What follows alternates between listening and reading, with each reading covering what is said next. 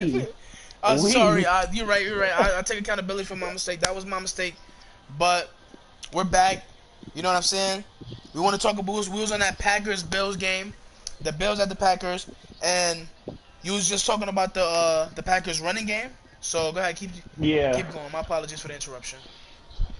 I mean, the Packers had a really good running game yesterday against a good defensive team towards the run. I mean, three running backs for them had a total of 110 yards of 141 yards rushing that the team had total. Yep. Um, Jamal or not Jamal, Aaron Jones, he had 11 carries for 65 yards, which definitely helps. Same with Jamal Williams, who also put in a good amount of carries and yards with Ty Montgomery. That's they put together 110 of the 141 yards, which, Right. as I said before, I'm fucking up horribly. I ain't even gonna say I'm So it's like in that game they played as There a we team. go. The I'm running about back, to. especially the running back group, that's not really strong. In Green Bay, they played as a team. But the thing that we want to talk about the most is Aaron Rodgers' comments after the game, basically Yeah, saying, that's "I'll be the one to say." Basically, Aaron Rodgers was saying that the play calling wasn't really good, and you can't blame somebody like him, because at this point of Peyton's career, Peyton was calling. He was basically running his own show. You know what I'm saying? So, Aaron Rodgers probably not feels the same way, but Aaron Rodgers, if he sees the wrong gameplay being played out, he don't know. He's been through this enough times. So I think that and me I'm personally, I like that. I like that because, like, even though they won, what was it, 22-0 yeah. against the Bills, if you see something that's fucked up and you call it out because you want to be better, because not everyone's going to be the Bills. Not everyone, they're one of the worst teams in the league, and we know that. So for you to make those simple mistakes against them, Yep. you can't make that against better teams. It's not gonna happen. And for him, for Aaron Rodgers, yeah, like you say, he just sees it as, look, we played a weak team, so we got lucky this week. But next week, or the Yeah, week at, or when we play in the Vikings division game, or we play in the Lions division game, or the Bears especially, that's a surprising team. We'll be talking about that a little later. Like when you play with those teams, that game plan that they had yesterday is not gonna work, and they have a lot of run stoppers on those respective teams.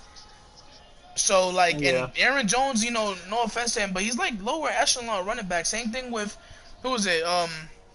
Ty Jamal Montgomery. These Williams guys, and time, Jamal, yeah, yeah, Jamal Ty Williams. These guys are Montgomery. not really upper echelon running backs. Together, they may be able to put a 70 yard, but like these guys are not those kind of guys who or you're scared of breaking a run.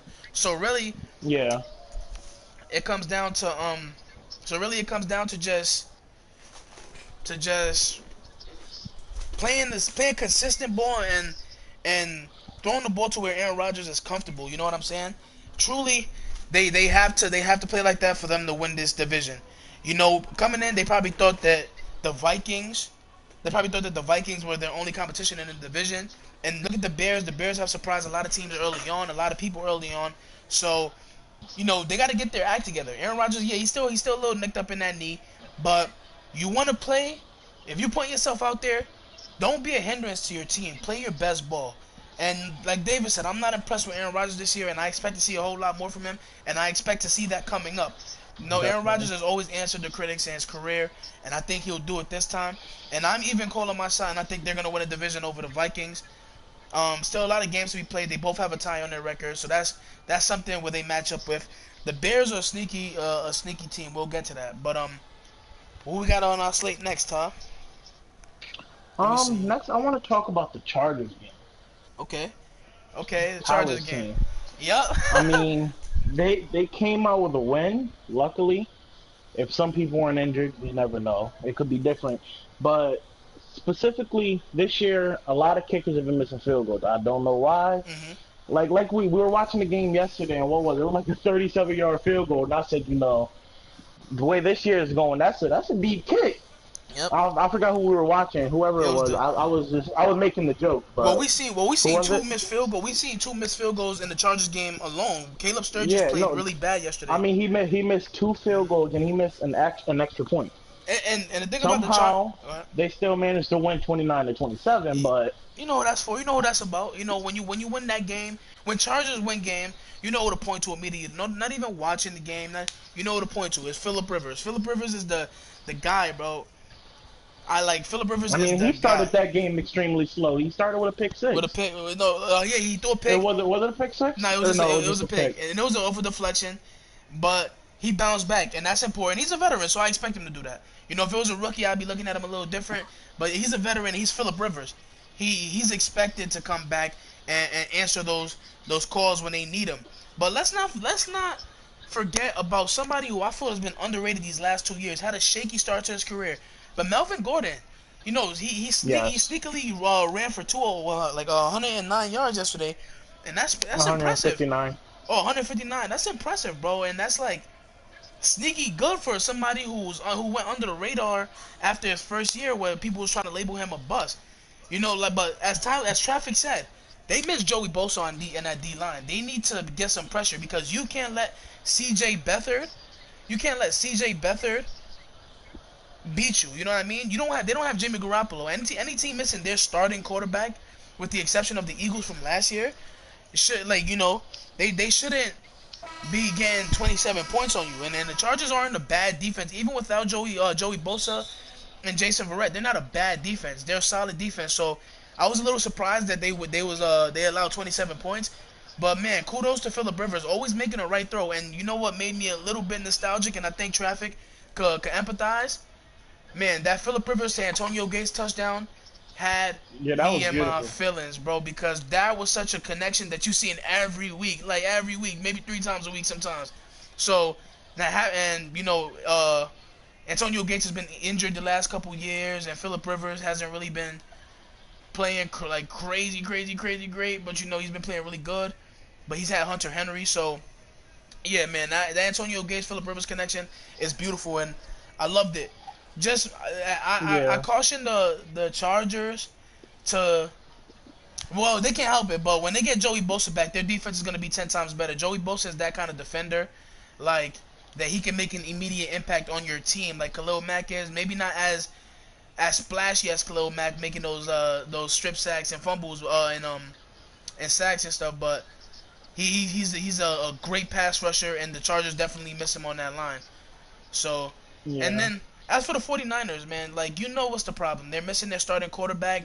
Their defense played okay in the first half, but Matt Breida didn't play well, and he's been counted on heavy early in the season. Jerick McKinnon got injured, torn ACL before the season even started. So there's a lot of things going wrong in the 49ers direction.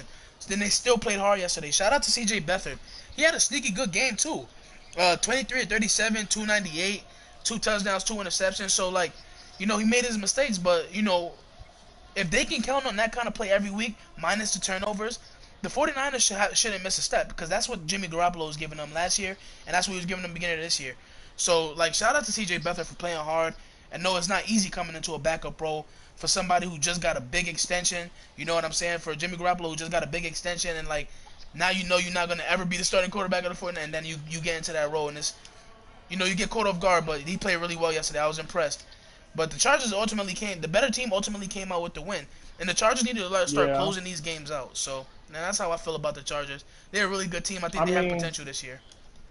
especially like to keep on the Chargers. I mean, like you said with Melvin Gordon, he had a great running game yesterday, and on top of that, he also had seven receptions. So leading the Chargers in receptions, which definitely helped them with making him a dual threat as a Hmm. receiver and a runner. Exactly. And on the defensive side, like you said, their defense is definitely struggling, but they got rookie safety Derwin James that got to the That quarterback was a three steal in times, the and draft.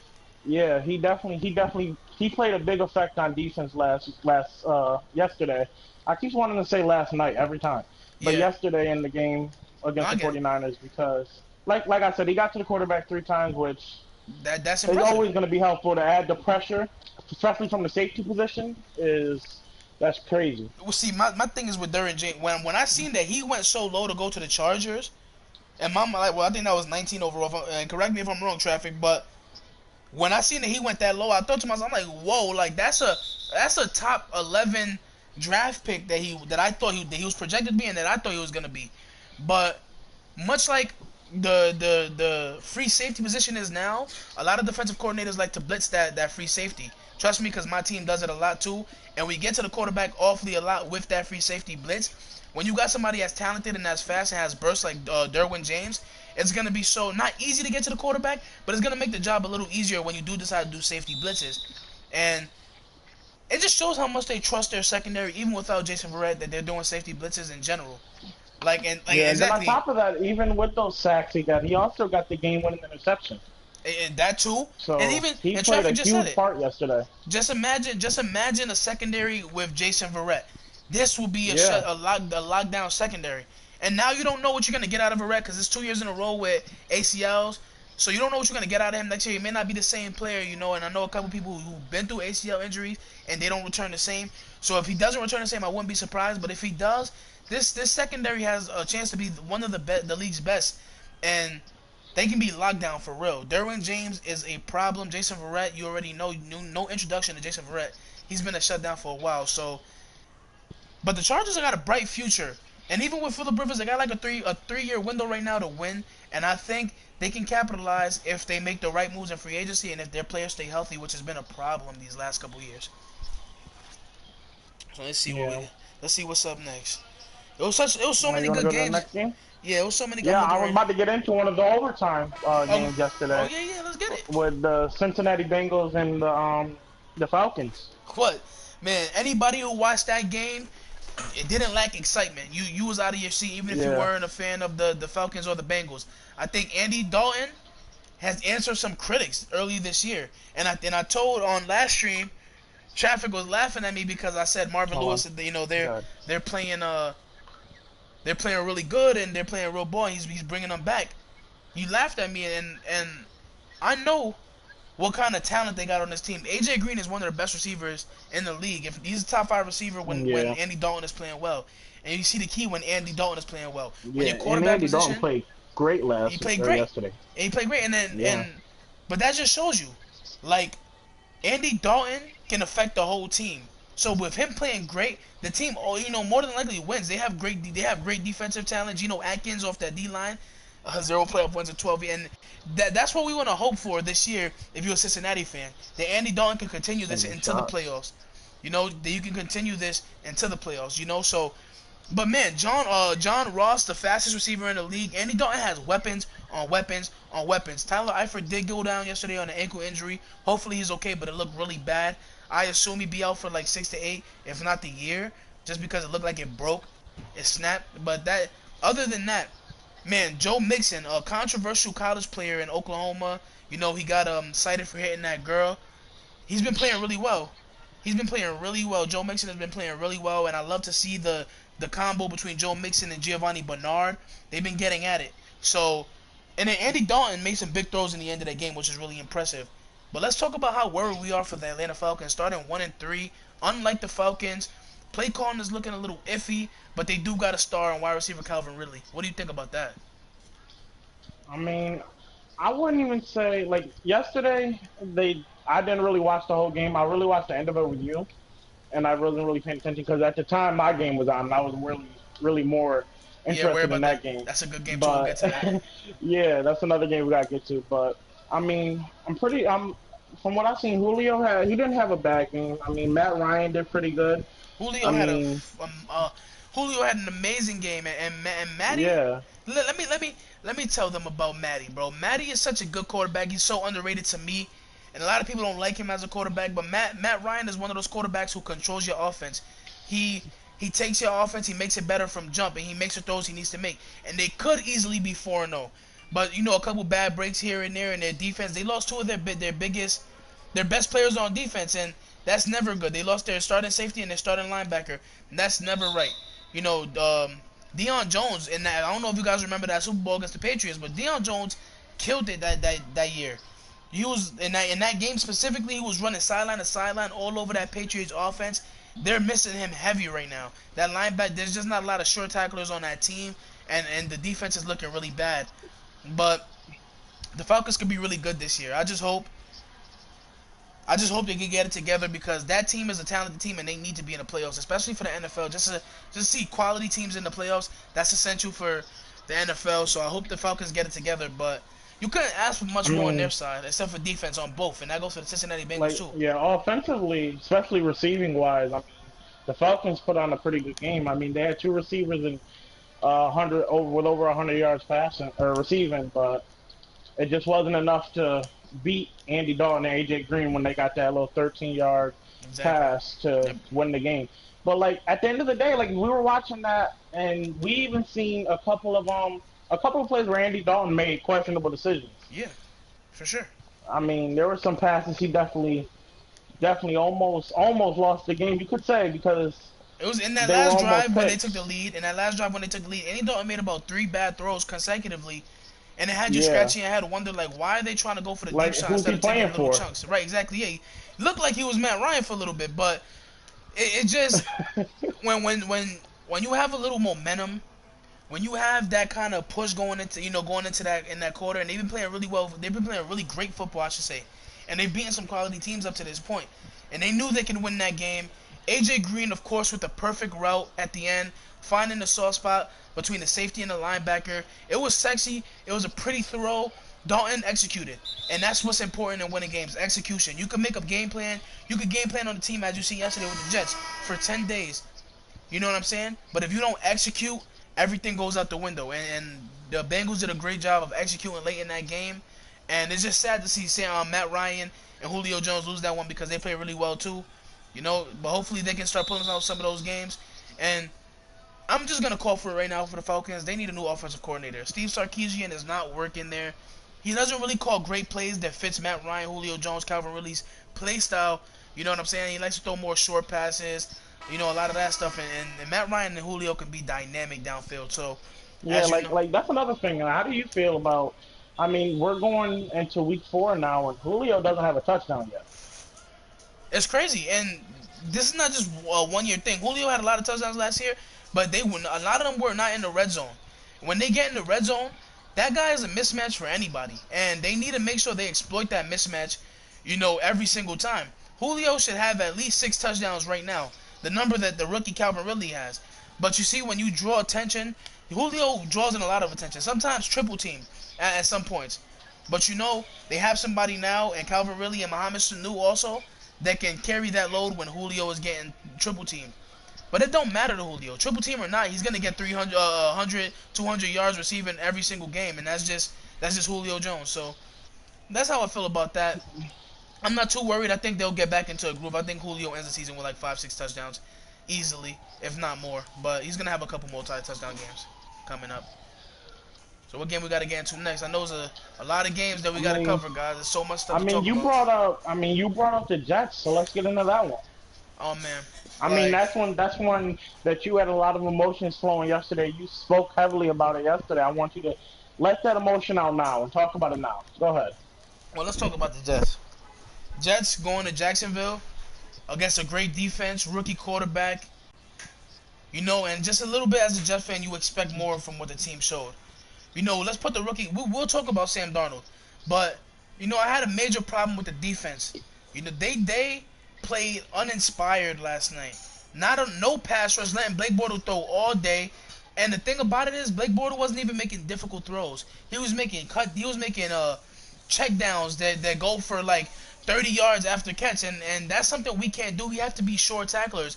And yesterday, I seen at least 5 times where we've blown assignments, and it's not acceptable, especially for a defensive head coach. You expect at least our defense to be good. Offense can come later. You expect our defense to be good, and we have been bad this year, with the exception of the first game against the Lions, with the 5 turnovers, like an interception by everybody and their moms. We have not been really good after that. We played well against the Dolphins first half. We played well against the Browns first half. We can't close out games as a defense, and that's a huge problem. I think the owner of the Jets needs to really address this coaching problem. You have a rookie quarterback who's being taught the wrong way, in my opinion. He doesn't even have a play band on his arm to like make it easier for him. They're throwing the whole world at him. He's just not ready for it. He missed on about 5 deep balls yesterday. Execution on the offensive side is not really well. A lot of people drop balls. Nobody's really helping him out. So it was a tough game for the Jets yesterday. I do have confidence. I do have confidence in I do have confidence in them to bounce back, but it has to start with the defense first. You can't put so much pressure on Sam Darnold, and also play calling. You want to put him as a starter? Don't take baby steps with him. You know what I'm saying? Don't take baby steps with him in terms of play calling. Throw. I'm talking about let him throw deep. Okay, he threw deep 5 times yesterday, and he connected 0 times. That's bad. But the fact that he threw it shows that they're willing to take chances and that he can take chances. And his poise is right there where you need it to be. I just hope the Jets coaching staff really understands what it is and what it takes to mold the quarterback into the right thing. Sean McVay of the Rams, head coach of the Rams, he knows what it takes. A lot of people knows what it takes. A lot of coaches in this league know what it takes. And I don't think Todd Bowles, as a defensive head coach, knows what it takes to mold Sam Darnold, nor does Jeremy Bates, the offensive coordinator. It has been a long season so far. We're 1-3. We have 2 winnable games coming up. Hopefully, we can win those games. Now, on the Jacksonville side of the ball, you got what you expected. Defense first. They played really well against the Jets offense. Shut us down. Shut the running game down to the point where we stopped running the ball in the second quarter. It wasn't near the kind of performance that the Jets wanted to have. But the Jacksonville Jaguars have that kind of defense that give you those fits that make you play like that. Kudos to that Jacksonville defense and Doug Marrone for coaching that offense up. They're fast. That offense is fast. I'll give you that. Leonard Fournette went out early, but T.J. Yeldon didn't miss a step. He played really well. The Jets just have a lot to work on, a lot to game plan for next week. We got the Broncos, another good pass rush. It doesn't get easier for Sam Darnold here on out. He has to play better. You know, he didn't have a turnover yesterday, but he could have had 3. But we'll just take it for what it is. He didn't have no turnovers yesterday, so it was a bad game for the Jets. But as a Jets fan, I'm optimistic that Sam Darnold can get it together and they can win some games this year. You know, that's all I have to say about that game. It was pretty much a blowout. It was pretty much a blowout, so that's all I really got to say about that game. I mean, yeah, I agree. But we talked about it earlier, and as we was watching the game yesterday, I said multiple times that it's not like Blake Bortles on the offensive side was making any. He wasn't making any big plays. I mean, he threw 29 for 38, 388 yards with 2 touchdowns and an interception. Yep. And as you brought to my attention this morning, that he only had you said 2 passes that were in the air for more than 15 yards. 15 yards, yep. So everything was checkdowns except for a couple passes. Yeah, that's all it really was, and you guys just gotta get that underneath defense to stop plays like that. Exactly. We it's like we were scared of the deep ball, and Blake Bortles took advantage of that as well. And in the second half, when he threw that long touchdown to Dante Moncrief, who you're familiar with, ex-Colt, but they executed well on offense for what they wanted to do. They're not a big splashy team. They run the ball, a lot of screen passes, and they did what they set out to do. It's just as a Jets, you have 10 days to game plan for a team. It's inexcusable to come back and lose like that. But hopefully they can get better next week. You know, we have opportunities to get better. It's not the end of the season. They shouldn't be down on themselves. It's the way of the league. You have a rookie quarterback. You shouldn't expect success first year. But next year, us as fans of Jets fans, we should have a lot of expectations because we have the most cap space. We can get free agent players. Simple, like it's just about executing the game plan in terms of the team, not in the game. Executing the game plan, trying to get Le'Veon Bell, get some offensive line for Sam Darnold. It's just that simple. We have a lot of missing pieces, but I want to see us take step forwards and progress throughout the rest of the year, or else I'm gonna be convinced that coaching is the problem, and I'm already kind of convinced at that. But I'll give it one more shot. We have 2 winnable games right here, and I want to see us win both of them. Anything short of the next 2 wins, anything short of the next 2 games being wins is unacceptable. So they got to play better, and I think they will play better. Let's move on because that right there is getting me mad already. Let me stop. All right, let's go to another rookie quarterback. Let's go to the Cardinals Seahawks game. For right now, before we get into this, I want to shy away from the Earl Thomas situation. That's a whole other subject that we'll talk about later on in the show. Oh, okay. But okay. Let's talk about the actual game right now. So this is how I feel about the Earl Thomas situation. Let me stop. Look, the game, it was a game of 2 teams that really have no direction right now. The Cardinals got their franchise quarterback. They don't have no O-line. Their defense is good. You know, same thing with the Seahawks. Good defense, no O-line. Quarterback's under pressure like at all points of the game yesterday. I do feel like that the Seahawks are lucky they won that game. There was a lot of chances they had to lose that game. But this is what Russell Wilson does. He finds a way. And the running game wasn't bad at all. Mike Davis played really well yesterday.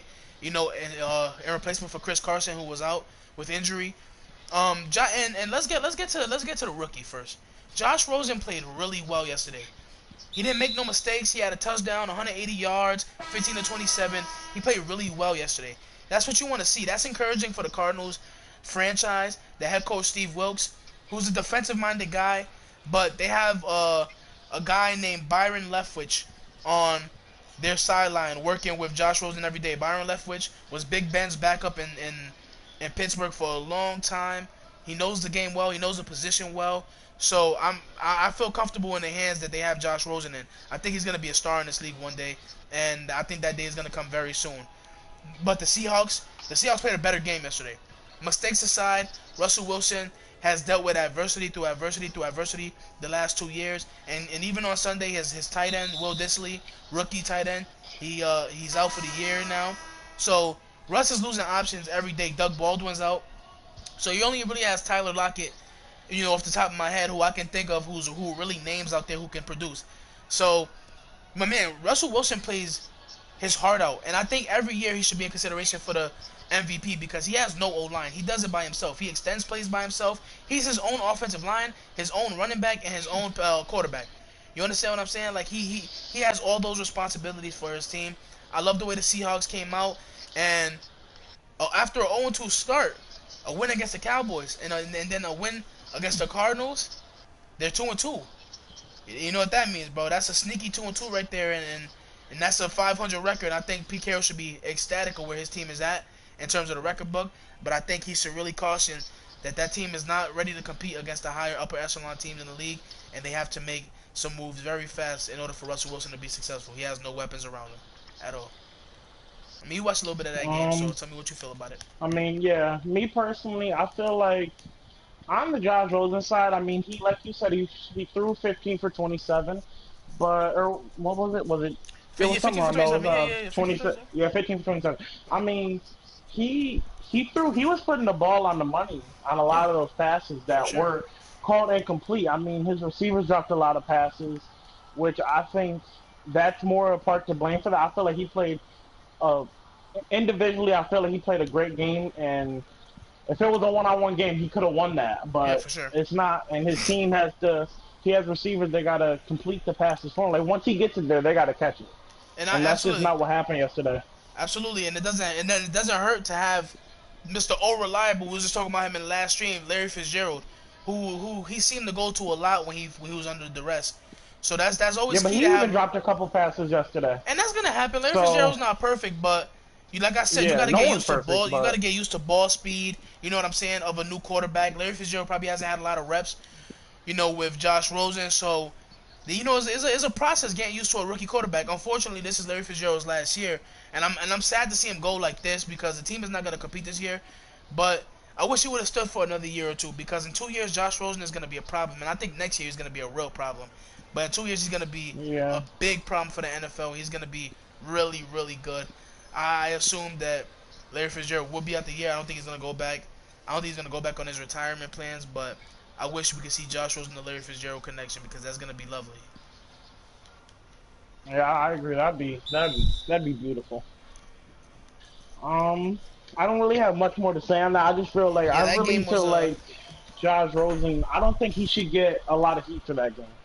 I mean, they lost, but it really wasn't much more he could have did. I think he played a really good game that game. It just didn't show up on the stat sheet. For sure.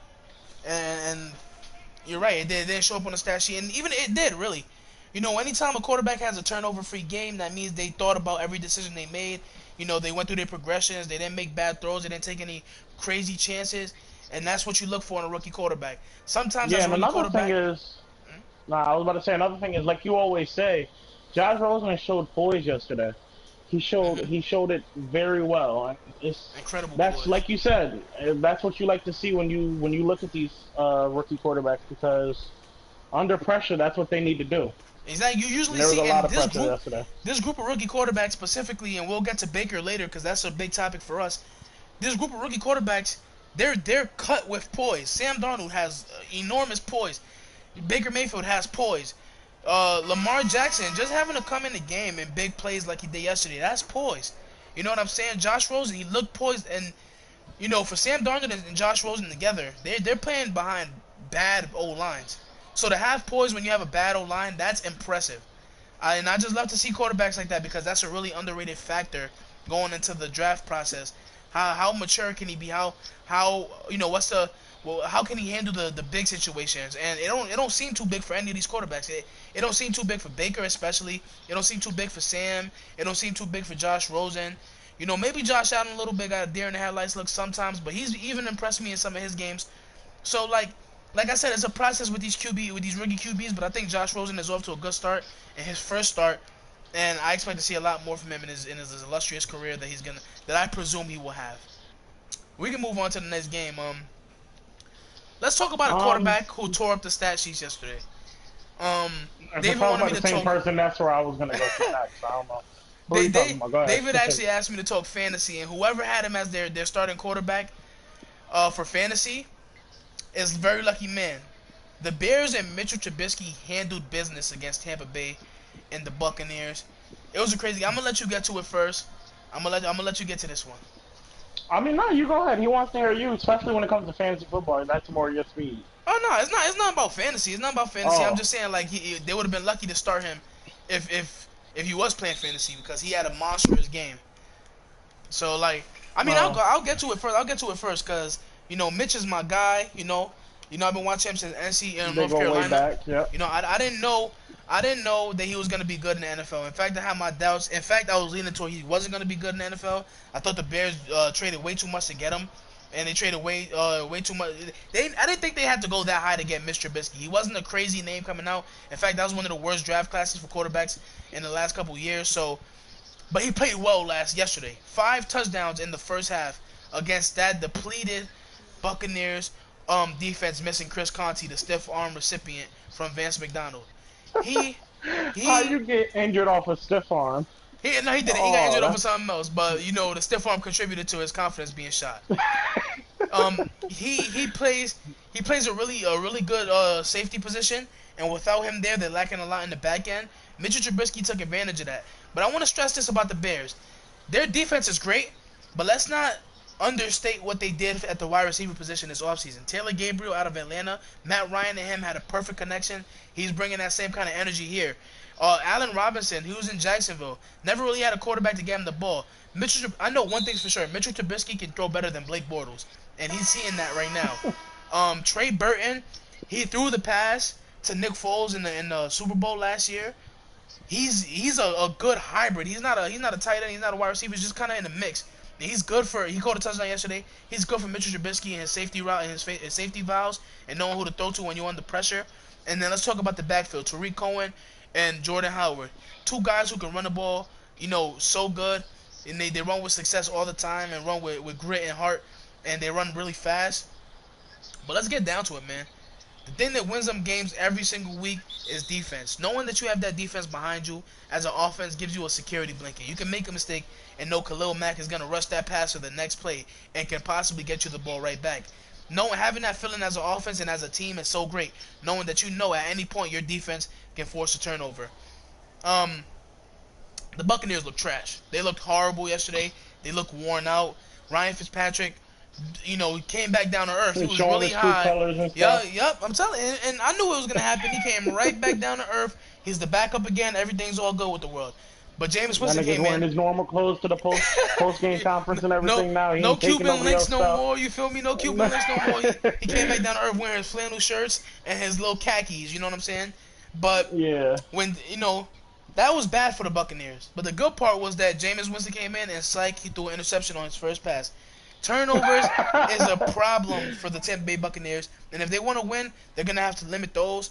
There's not much to say on the Buccaneers. They didn't show really much yesterday. Nothing to talk about on the offensive side. Defensively, they were putrid. Not even worth even talking about.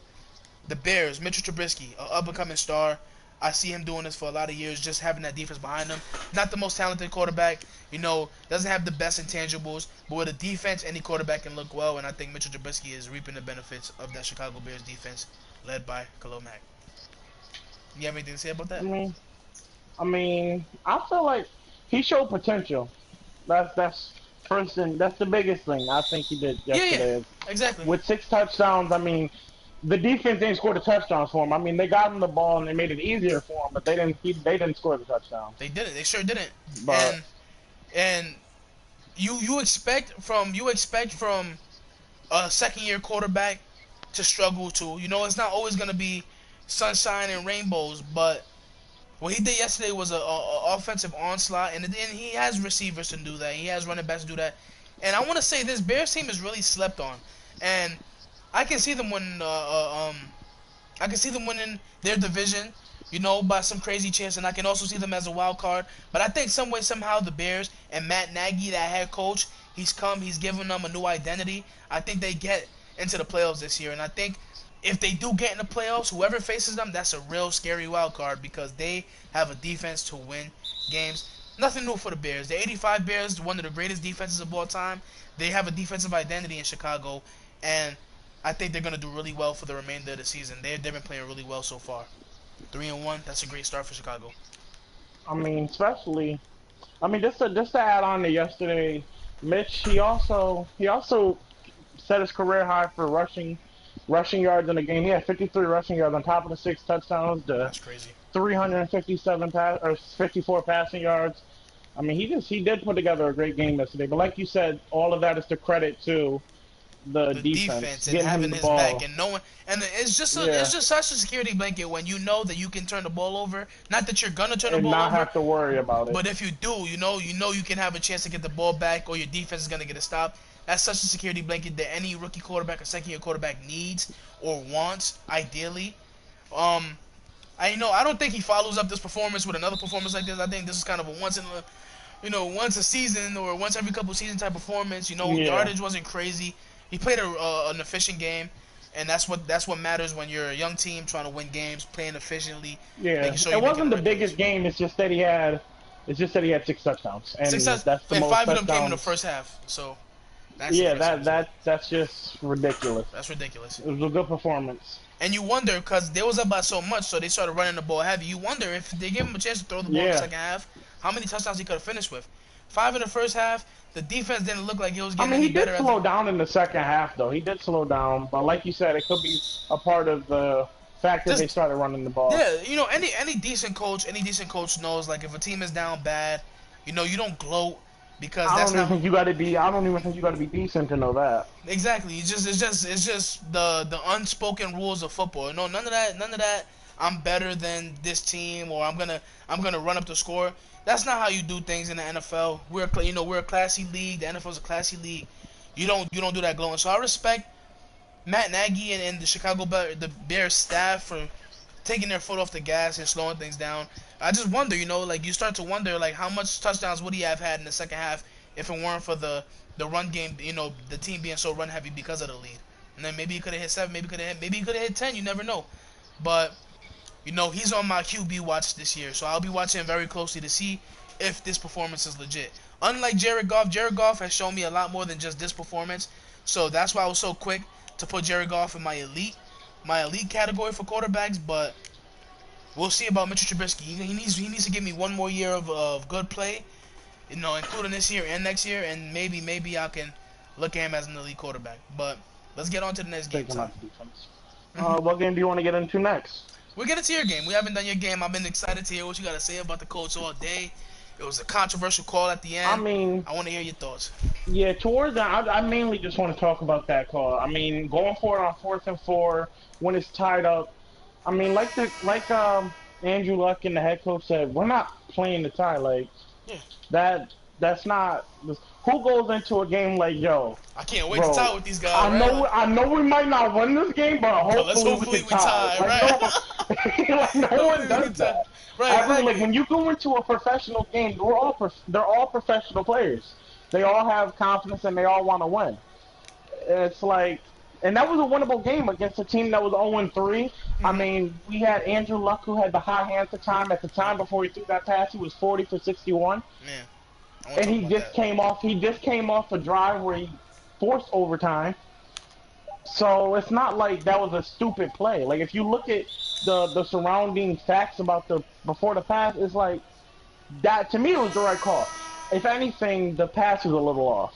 And the pass was low, and it wasn't the right person to Yeah, I was just saying. I think the idea of going for it, I agree with the idea of going for it. I'm not playing the tie with anybody. I'm trying to win games. Yeah. but the play call was bad. If you're gonna go for it, make sure you get something where the receiver has space. You know, not where the quarterback is on him like a curl route. On a curl route, and they was playing man at that time. You know, the defender's all up on him. So even if he does catch it, it's gonna be a difficult catch. You know, you wanna try to get something over the middle, and specifically to Nyheim Hines, who went crazy with the 3 touchdowns yesterday. That's what you really wanted to get it to your playmaker. I didn't agree with that play call for the simple fact that we only had one timeout at the time. There's 27 seconds left. I mean, if we're gonna go for that, we gotta go more sideline, try and get out of bounds because we didn't get far with that pass.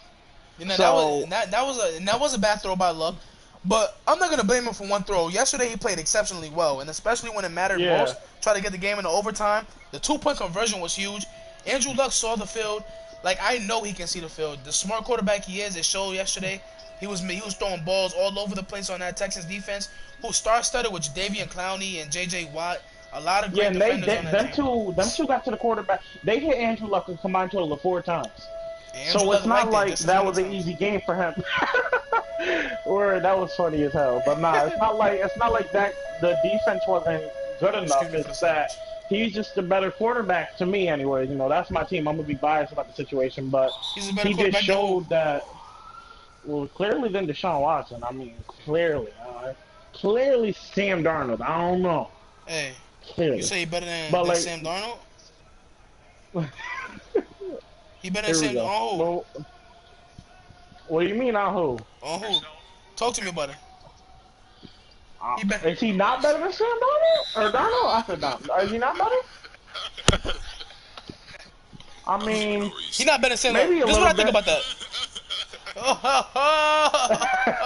Yeah, he's not. Nah, he's better than Sam Darnold. Now Kawhi's dropping 40 on you. You see what you did? Yeah, I know. Now Kawhi's about to drop 40 on you. Rondo. Look. But I mean, he just came off. He came off big plays, and I feel like that was the right call. It's just that, like you said, the play calling was off.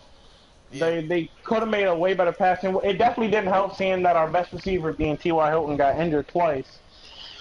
He got injured in the first half, came back out and got injured again, then he was out for the rest of the game. Right. And I feel like if we had him in the game, that's a different throw, different play. It's a different play. T.Y. Hilton specializes in open field throws anyway. I'm sure Frank Wright would have found a way to get T.Y. the ball. He's the best receiver on it, bar none. You know what I'm saying?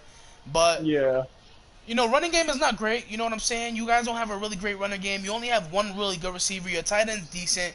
Your defense is young. You know, and y'all bound to make mistakes. So I don't expect you guys to have crazy success this year, but just put yourself in position. Like I said, I'm calling playoffs this season. No, and it's about look, and that's not even coming out of Indianapolis either. It's about putting yourself in position to win games, and as long as you do that in your division, I agree. In your division, you guys have good teams, but not consistent teams. Jacksonville's not nearly consistent. Tennessee's not consistent at all. You know they win a game, they lose a game. I expect that to continue.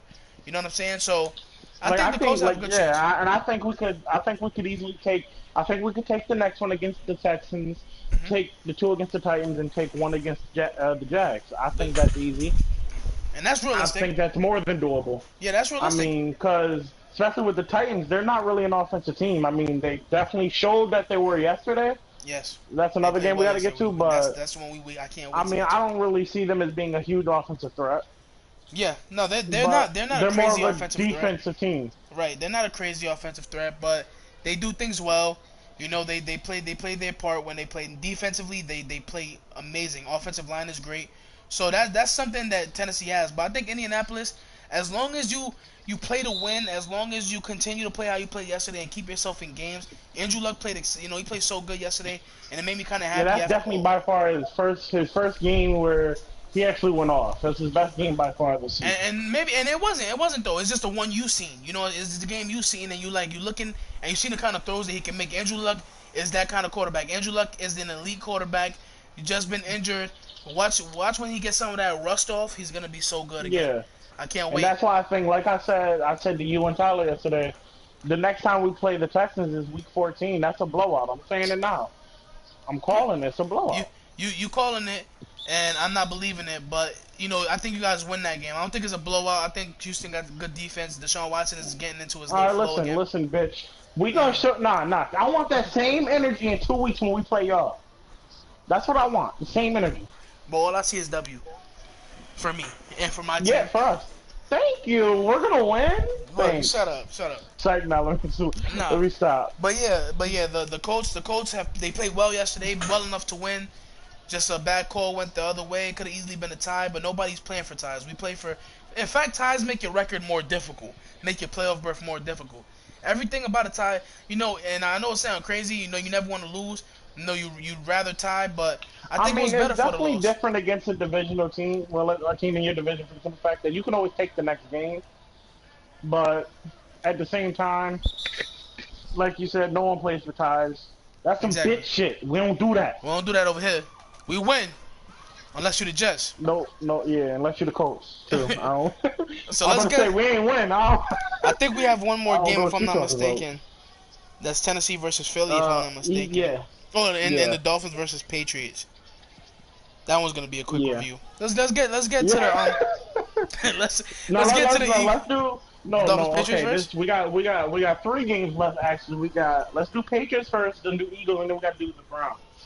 Okay, yep, you're right. All right, All right, so we're so going to Patriots you go first. ahead because you made a bold claim earlier, which I'm not going to disagree nor agree.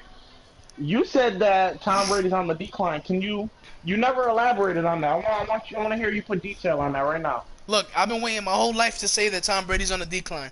He's been in my division since I was born. I'm 19 years old now. That's how long this man has been as great as he's been. Along with Coach Belichick, the Patriots have ran the AFC East. I mean, I didn't expect anything different. Everybody's saying that the Dolphins are 3-0. They're a good team. I didn't expect anything different than what I seen yesterday. The Patriots absolutely dominated them. Ryan Tannehill and Jakeem Grant, they couldn't get Understood, anything yeah. started. Kenny Stills wasn't really getting the breaks like he should have been getting.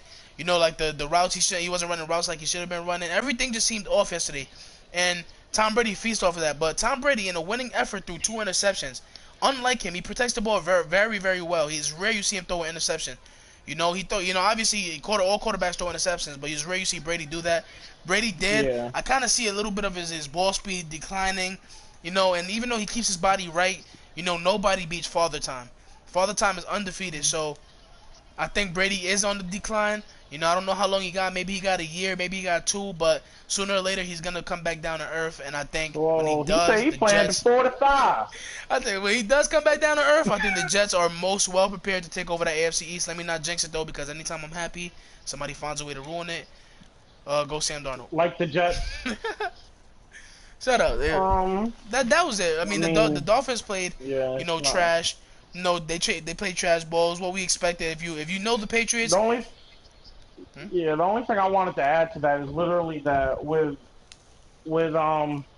Flash himself on the team for the Patriots, I mean that opens up a lot of spots for other receivers. Yeah. I mean he didn't only have a had big game yesterday. He had 2 receptions, 32 yards, but he was just a threat. Like you had to keep Exactly, your eyes on him when he was on the field. and that's how you know you got a great receiver when they don't even have to make plays to be a threat in the game.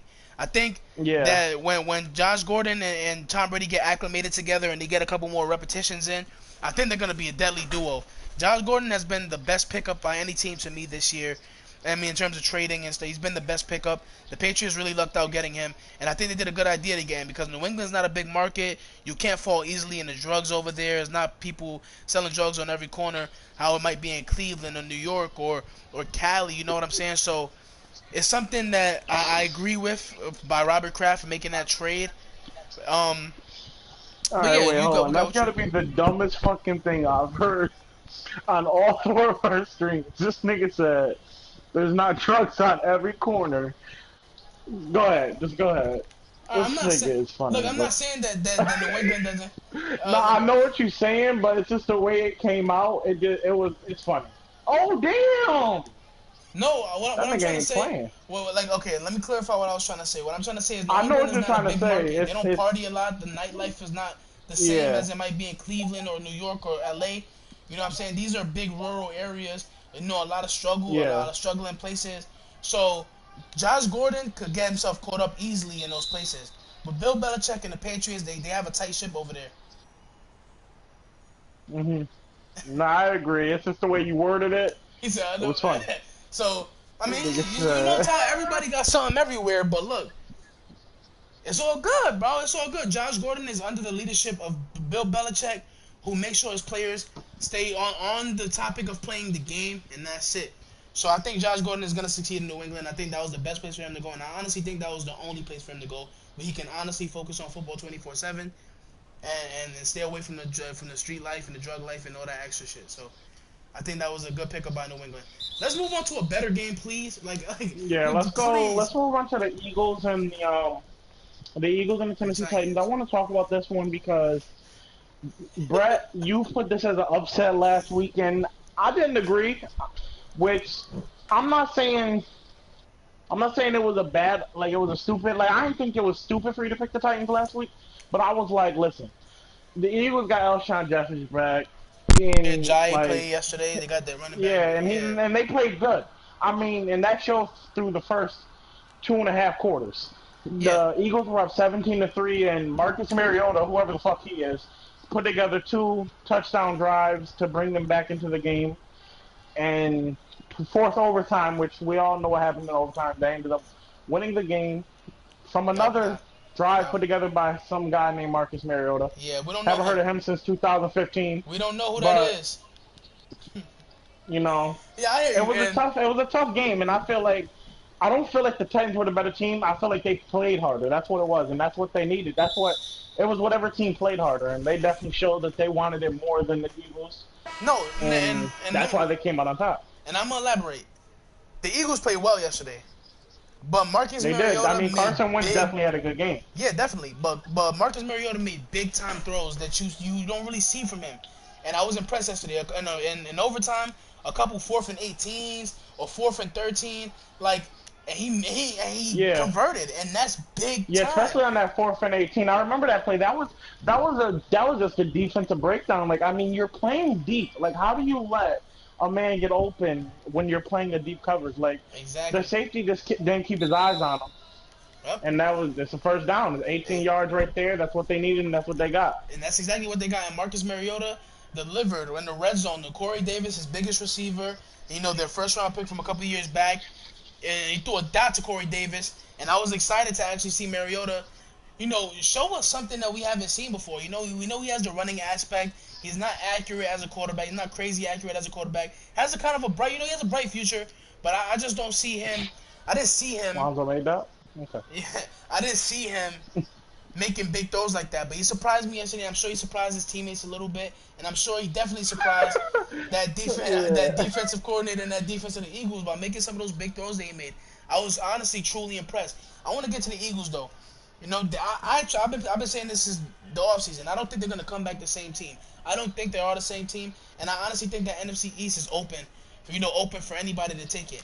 Preferably the Cowboys if they keep playing well. The Giants, they went 1-3. We forgot about that game. We got to cover that one too. But I think the Eagles are not the same this year. Carson Wentz is back. Alshon is back. Yeah, they got a couple pieces back, but I just don't see them, succeeding like they did last year. I think there's gonna be a couple. And his mic turns off. This child. Hello? Oh, my mic didn't turn off. What the fuck? But look, they played well. They played well yesterday, and it just wasn't a losing effort. And I think that a lot more games, especially division games, is going to be a losing effort. So I mean, shout out to Tennessee Titans and Marcus Mariota. A lot of big plays, and that was my upset special on Wednesday. Remember, every Wednesday from 5 to 7. Sorry for the plug, but for every Gotta Wednesday get it in there. from 5 to 7, I do my NFL picks, my weekly picks. Tune in if you just want some advice on who to pick. If you're gambling, if you're trying to hit the spread, you're trying to get the spread. I'll do it all for you. Just let me know. But let me thank everybody in the stream who came out and watched us today. I want to say I appreciate it. It's not, we've been a little off today, but it's just a lot of stuff. Definitely our worst stream, but we're gonna bounce back tomorrow. We're gonna bounce back. Mainly my fault. No, man, it's nobody's fault. It's our fault. We're a team together, and we just want you guys to know that. Coming off the weekend, we have a lot of preparation to do because we want to get to every single game. We can't obviously watch every single game, so We Yeah. want to, we want to get to every one, so we have to do a lot of research, a lot of notes for this one. No excuse though. We're gonna get better next. We're gonna continue getting better. We took a little step back today, Yeah. but tomorrow we hope to take a step forward and a gigantic one. Um, Especially we have coming off of Monday Night Football tonight, which we will both be we'll watching in both be a watching Chiefs couple versus the hours. Broncos. Chiefs versus the Oh, that's gonna Broncos. be I a can't. good fucking game. Good That's another. game. We're gonna A do that tough review defense. later. The tough defense versus the best offense is gonna be a great game. We're gonna be definitely talking about that one in detail tomorrow. Patrick Mahomes, much anticipated. Another start. No, and we just want to see him play and see if he got the moxie every single game. That's something we're looking for. But as we finish our NFL games, we have two more.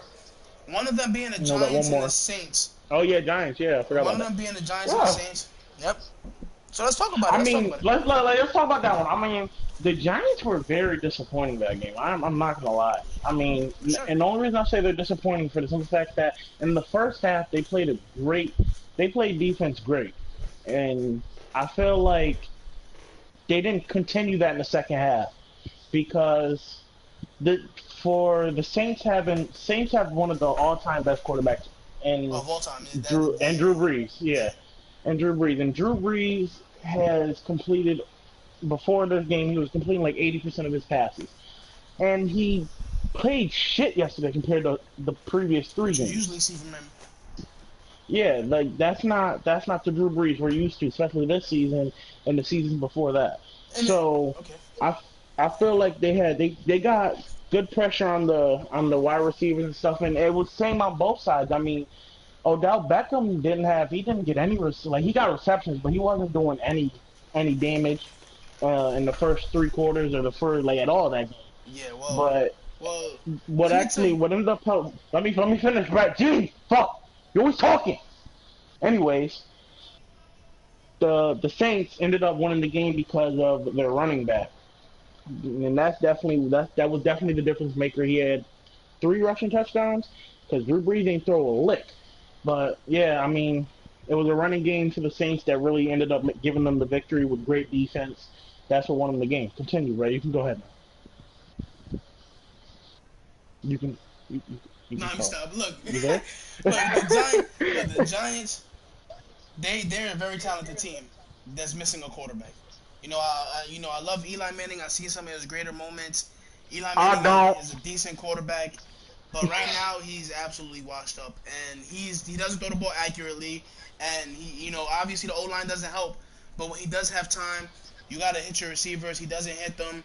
Saquon Barkley he's a make or miss. He's a make or miss kind of player, and I think it was Victor Cruz saying this earlier on First Take that Saquon Barkley is either gonna get you a big run or he's gonna get you a loss of yardage or no gain. Like he's never in between. That's the kind of running back you want on your team. Somebody who can get that 3 or 4 yards, make the second and third down play a little bit easier, a little bit more manageable. I think what we see from the Saints Yeah. yesterday, it wasn't their best game, but that just shows you how good that team is. A lot of reliable receivers on their side. You know what I'm saying? They have most importantly, their number one receiver. What's his name again? I gotta think. Michael Thomas. Michael Thomas, their number one receiver, is reliable. He got a great story. He's just reliable for Drew Brees. A lot of them were making bad plays yesterday. Drew Brees made a lot of bad plays yesterday. They still won. Giants couldn't capitalize off the slow start from the Saints, and that's where it ends. The Yeah. Giants have to be better offensively for that defense to be a problem. That defense is really good. Just when the offense looks good, that's when the defense is really going to start looking good. I don't think they will because Eli Manning is just not a good quarterback anymore. Not saying that he never was. He was a Super Bowl winning quarterback that counts for something. He's borderline Hall of Famer, but I'm underwhelmed by seeing this Giants offense this year because Eli is making it such a lackluster offense and they can't hit no big plays. So that's all I got to I say mean, about that game. especially this game, but that's not to take anything away from the Saints defense. I mean, they held Odell Beckham to 7 receptions, 60 yards. I mean, That's that's unacceptable. not easy to do. Yeah, and that's That's not unacceptable that's for not the easy to do. Giants to not get him involved just a little bit more for longer yardage. Like Eli has to look for him on every Yeah, play, and that's not saying don't look for everybody else, but when you're going through your progressions, first progression he's the has to be first nigga you OBJ. look at. Exactly. Yeah, Make sure he's because any kind of space for him is an advantage for the Giants. If he gets a little bit of space, he's off to the races. and So I mean, I mean, on top of that, I feel like the same thing with that we were talking about with the Cowboys a couple days ago. That's what the Giants need to do. I mean, the Giants. Barkley only got the ball. What it said? It said he only got the ball 10. He only rushed 10 times. Hmm. I mean, he's a rookie running back, and the first few games he showed great talent and potential. Like what game was it we were watching? I think it was the Sunday night game or one of Against those games, Dallas. and yeah, it was against Dallas, and he just couldn't be tackled. And like I remember, like every time in the backfield, he break tackles and he'd get positive yards every single time. It was Yeah. like he wasn't saying no, he wasn't taking no for an answer in the backfield. Hmm. And Hmm. Yeah, that's one I thing. agree. I agree. Maybe you need to rely a little more on your run game. I always say the ideal number for somebody who's supposed to be a star running back is 15 carries per half. I know 30 may seem a little extensive, and it's probably not always going to be like that, just based on situation, if you're trailing or something like that. But ideally, Hmm. I want to get somebody like Zeke or Le'Veon or Saquon who has such a high ceiling as a running back, 15 carries a half. Like, that's the only way you can be At least effective. 10, But at like I least ten say, and a half, not 10 a exactly game. at least 10 and a half, and something I say about every quarterback. When the run game is established, it helps out the passing game. Play action is so much easier when the defense thinks that you're running the ball and you fake it. You're gonna have so much space back there to throw the ball, and especially with receivers like Odell Beckham Jr. and with a tight end like Evan Ingram, who's really fast for the tight end position, and slot receivers like Sterling Shepard. That's a fast group of wide receivers and tight end. So if you get a little bit of space, they can take it to the house. That's the kind of big playability that they have as a team. I'm just underwhelmed with what I've seen from the Giants so far. They've lost the teams they're supposed to beat. It's just really sickening to me. Now, hopefully I mean, yeah, they this get was better. definitely a winnable game for the Giants, even though they lost by as Uh-huh. much as they did. That's And the, and 15 the, and point the, loss. It was definitely a winnable game. in the last score, it doesn't show what the game was. The game was actually a lot closer than what it actually was. Just the Saints hit, they got a couple more scores and they did it while the Giants were just stagnant on offense. 18 points is not acceptable with that kind of offense against the Saints defense, who's giving up a lot of points this year. So I just think I they got to mean, play better. yeah. I And then mean, last shout but out to not least, Landon Collins, oh who yeah, played an definitely. amazing game yesterday. Always, he's a Pro Bowl safety. Landon Collins out of Alabama, bro. Great talent. You got anything to say about him? I mean, hell no. Well, it wasn't just him. It was him and I forgot the other kid's name, but I mean, they helped hold Odell Beckham to, like I said, what was it? It was Let me go back and see. Like he had fuck. What is it? Right here. He had 10 receptions, 77 or no, fuck, 7 receptions, 60 yards. And he wasn't even leading. He didn't even have the most yards or receptions for his team, and that's Odell Beckham. And that's highly. Well, that's more because I'm just fucking up, ain't I? I'm ass. I'm ass. I'm just fuck this shit. Turn my mic off. So I think I'll just get to the Browns in Oakland by myself. Um, that game was a crazy game to watch. I watched a little bit of it on Red Zone. Um, let's start off with Baker Mayfield, rookie quarterback out of Oklahoma. Fuck Baker Mayfield. Baker Mayfield, I said that. I said that. I'm Brett's.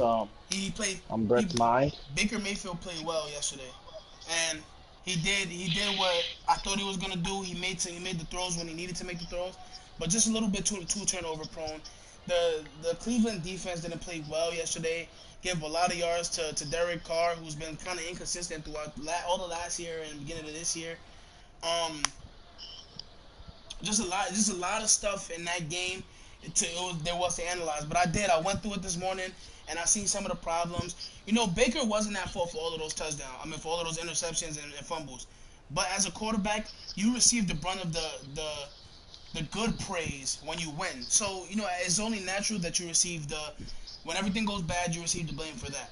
Baker didn't, yeah, I would say three of them were his fault, as me and Tyler went over earlier. Three of them his fault. One of them, it wasn't his fault. It tipped right off the receiver's hands. That's gonna happen. Just a new adjustment to a quarterback, his ball speed, his arm strength. So it's just different when you're playing with a new quarterback. They've been playing with Tyrod for 2 games of the season. They just started playing with Baker last week in the second half. So but I think Baker played well, and to see him come out as a rookie and play well, I'm a little jealous because my quarterback hasn't been playing really well lately.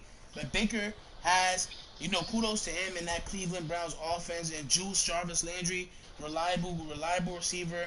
And the underrated aspect of their offense is their running backs. Nick Chubb, rookie out of Georgia, he's played really well up to this point. He had a really big game. He broke off a 70-yard run yesterday. That's really good to see from him.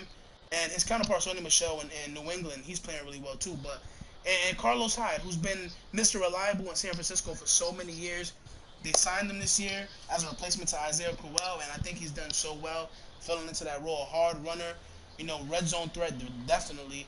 And those guys together look to be like really good running backs for the Browns this year. And Baker Mayfield can make those throws like he did this week. Next week, I think the Browns have a chance to win every single game now because Baker Mayfield is that good of a quarterback. He's young. He has the kind of arm strength that you look for. He has the kind of competitiveness that you look for, the kind of fire in him that you look for. And, I want to see that. On the defensive side, the defense is what really lost in the game. When you put up 42 points, you have to win those games. The defense gave up just 3 points more than what the Cleveland Browns put up, and that proved to be the difference. Derek Carr had a clutch drive at the end after a controversial call for Carlos Hyde. They say they called it a first down, and much like that LeBron James call in the finals, whatever you call it, if it ain't definitive, don't change the call. I think they should have just kept it the same. But because they did, I don't blame them for changing the call. It could have went either way. They did. Derek Carr had another chance to test the ball, and he did, and he made the most of it, ending that possession with a touchdown to Jared Cook in the end zone, and then the 2-point conversion to Jordy Nelson, who's played really key in this team. That was a big pickup by Oakland this year. So Derek Carr played exceptionally well at the end. He stood in there, took a lot of hits, played tough. That's what you want to see. I think as a coach, that's what you like to see. A quarterback who plays for his team, who goes all out there for his team. Not necessarily a great defensive performance by Oakland, but they got enough pressure on Baker to stop that overtime possession, which was key. I think Oakland's going to struggle more this season. I think this win right here was a fluke, and that was more so the Browns losing this game than Oakland winning it. I think Oakland's going to struggle. I think Derek Carr, he's regressing rapidly as a starting quarterback, and I don't see him really getting better. I wish he does. I hope the best for his career. I don't see him really getting better. I mean, that's what I got to say about the last game. And Ty, this is our NFL review. Not to fuck up. So how do you feel? This is the last one. I mean, and hold up before you start, I want to say something. Tyler, his expertise is not NFL. He's an NBA guy. That's what he loves the most. So when he does mess up and he shows frustration, that's because he wants to be perfect, and he's getting there. And trust me, for somebody who's seen his progress within the last week of just pure football knowledge, he's doing so much better. Look, we're still starting out on this. It's episode 4. It's not episode 82. So we have a long way to go. But my boy Tyler with the analysis of the Cleveland Browns versus Oakland Raiders. Get it, bro. All right. The first thing I want to start off with an analogy for you, bro. You're in a game, right? You're tied 32-32, right? Or 33, whatever the score is, right? If you're the quarterback of a team, right? There's 30 seconds left. Your ball on the 50-yard line. What are you gonna do? 30 seconds left. You have one timeout. What are you gonna do? What am I gonna do? I don't know. Yeah. What are you gonna do with the ball? You throw it. Well, what I'm saying is you're gonna throw it, but are you gonna throw for 40 yards, 50 yards, or are you gonna just try and get in the field goal range, seeing that there's 30 seconds left? Yeah, definitely. Situational football. I will try to get in the field goal range. You know what you got to do to win. So Now this is one of my problems with Baker Mayfield. I mean, there was 30 seconds left in the game. They have a timeout on the 50-yard line. They're not honest. They're around the 50-yard line, and he goes for a deep pass, which you could win the game if you don't go for the. You can go for first down even and just chip damage into the yardage. I mean, it's not hard. A rookie mistake. It was definitely. I mean, they definitely just signed a new kicker, and the kicker has been doing amazing since he's been signed. Greg Joseph. So I mean, like I said, like we care about kickers' names. Like the fuck? I don't watch this. I don't go in there like, yo, I can't wait to see Greg Joseph's kick a field goal today. No, I don't. So fuck him. But anyways, yeah, like I mean, that was definitely one of the biggest mistakes to me, because that could have won them the game. That was definitely a costly play that could have won them the game. But I think so too. But you're a rookie. As a rookie quarterback, it's a rookie. I mean, it's his first start. You want to do Yeah, the most for your team. You want to get that big play. Everybody want to get that big play. And as a rookie quarterback or as an eighth-year quarterback, you want to do whatever it takes to get that play. He's seen something. It closed down real quick. That I got to give credit to that cornerback. I don't even know his name on the Oakland Raiders who defended that pass. Did a really well job without pass interference. Baker Mayfield went for a play. He didn't get it, and it's not the end all be all. He's going to be a great quarterback in this league. He just has to learn how to yeah, play better situational football, and I kind of blame that a lot on the coaching staff for yeah. letting That him go that could have out been there. play calling, definitely. Yeah, Yeah, exactly. For letting him go out there and make yeah, that throw. You got to say, look, you got to tell him what the objective is to get in the field goal yeah. range for our kicker to have a shot. Not to throw the ball. That's just not the right call. That's not the right call. But kudos I mean, to at the same Derek time, Carr. it's common sense, but he might have been trying to play hero ball, and that's Right? Yeah, just not what exactly. you do if you want to win the You can't game. do that if you want to win. So But it's a team another sport. thing I wanted to talk about is we talked about it earlier. The fumble that was called back on Derek Carr when when they called him down. Okay. I don't agree with that. But like you said, the referees trying to make it even, and like you said, you don't want to leave the game. Hey, Brett, back the fuck away from your mic. And like you said, you don't want to leave the game in the ref's hands. But earlier in the game, they did the same thing to Beast Mode. I mean, he broke off for like 3, 4 people, and They didn't even he wrap was him up, still and they going. called and they blew the play Yeah, dead. they blew it dead, and he, like you said, he was breaking. That was a touchdown. But and the same thing happened. Derek Carr gets hit. He fumbles one. Like almost a fucking immediately, these niggas call the play dead. It's like Yeah. if if they let that play out for 2, 3 more seconds, that's a touchdown for the Browns. Refs got to be And better. Refs that's got to be better with yeah. with calling But these like you plays. said, you don't want to leave the game in the referee's hands because you don't have any control in that at that point. I At mean, that you point, can look, beg and plead with them all you want, they but can't change nothing, and you can't go and you yeah, they're can't not review gonna. flags. You can't review flags, so that's the problem. I just think late in the game, Derek Carr executed as to where Baker Mayfield, a rookie quarterback, Yeah, starting his first game, he didn't, and that's okay. Because the good thing about starting your first game is that it's only your first game. You have a whole lot of years in the league to go, and I think that him specifically, different than Johnny Manziel when he got drafted to the Browns, he will actually change his franchise for the better. And I hope that you see the Jets versus the Browns playing rivalry games with Sam Darnold being an yeah, All-Pro quarterback versus definitely. Baker Mayfield being an All-Pro quarterback. And That will and make my. bringing up Sam Darnold and Baker Mayfield in the same conversation, you say, well, you don't think that Baker Mayfield, or well, you don't think Sam Darnold was playing that good. Well, I can't say any. There's no rookie quarterback that's played better than him yet. You can't say that. I mean, yeah, Baker Mayfield came in the second half and won the game, but that's definitely momentum and Yeah, defense fault. that's adrenaline So pumping. and yeah, so my thing, what I'm trying to get to here is everyone's had one good game. Like Josh Rosen had one good game. They Josh lost, but he had a Allen, good game. He had a decent game. Baker Mayfield had an amazing game yesterday. It's just that he had 4 turnovers. Without them 4 turnovers, they might win that game. exactly. Sam And Darnold definitely had did win that game. a great game. I mean, he started off with an interception, which it was a pick six, correct? I remember Yep. you calling me when it happened.